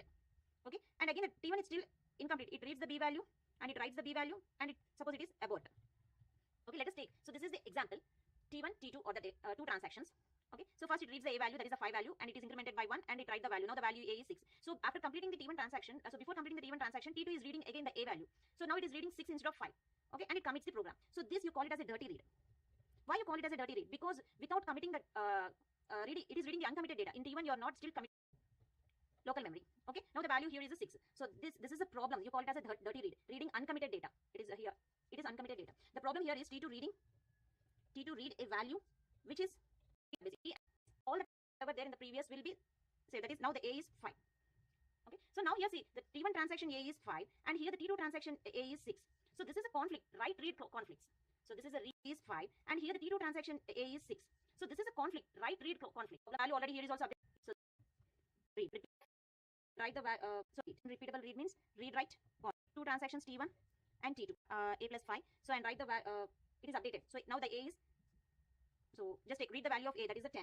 So T2 is also reading the value, that is also 10. Okay, so after that it updates the value to plus 5, a plus 5, and write the value. Now the a is 15. Write a. Now the a is 15. Okay, wait. Let us see first. T1, T2. Read a. A value is 10. Okay, again it reads the value in T2 transaction that a value is 10. Okay, so after that it writes a value. Okay, a value, it is write the value of a. So and then it again writes the value of a in, that is 15, means it is updated. So here it is a plus 5. So after that it is writing the value of a, it is 5. So before, and then it is committed. So now here the value is 15. But here in this transaction, it is 10. Not, it is just simply reading, not writing. So here this value is 10, and here this value is 15. Let us see again. So this is the T1 transaction, and this is T2 transaction. First reading the value of a, that is a is equal to 10. Okay, now the a value is 10. After that again T2 is also reading the same value, because I didn't write anything. So read a, the same value is 10. Okay, so after that it is writing a. T1 is writing a after updation, a plus 5. Now the value here is 15. Okay, so now the T2 is again reading a. It is not writing, reading a. What value it reads? So whatever the previous is updated. So write a. So that 15 will be read by T2. So here the conflict arises. That is a read-write conflicts, means a confusion is arised in the T2 transaction. A confusion is arised in the T2 transaction. Means why two values are there for a? So a is 10, again a is 15. Now what value I have to be write? What value the T2 has to be stored in the database? What value it has to be committed? So that is a problem. You call it as a unrepeatable read. So this you call it as unrepeatable read. Read-write conflict. 1. Okay, now write the value. Now a becomes 11. Okay, so in the T2 at the same time it is writing a. Without reading it, just simply writing a. So you call it as a blind write. Means whatever the value that is there as a 60. Okay, so 60, and it should be committed. Let us think that T1 is reading one value 10 and incremented by one value, and it is making as write a, and now the a is 11. So T2 is something, it's reading in somewhere in the value, and it is writing that, updating that value by making it as a 60, and it is committed. Okay, so after that here also the T1 transaction is also committed. But see here the conflicts. In the T1 transaction the value is 11. Okay, so whereas in the value is 11, and whereas in T2 transaction the value is 60. Okay, so this you call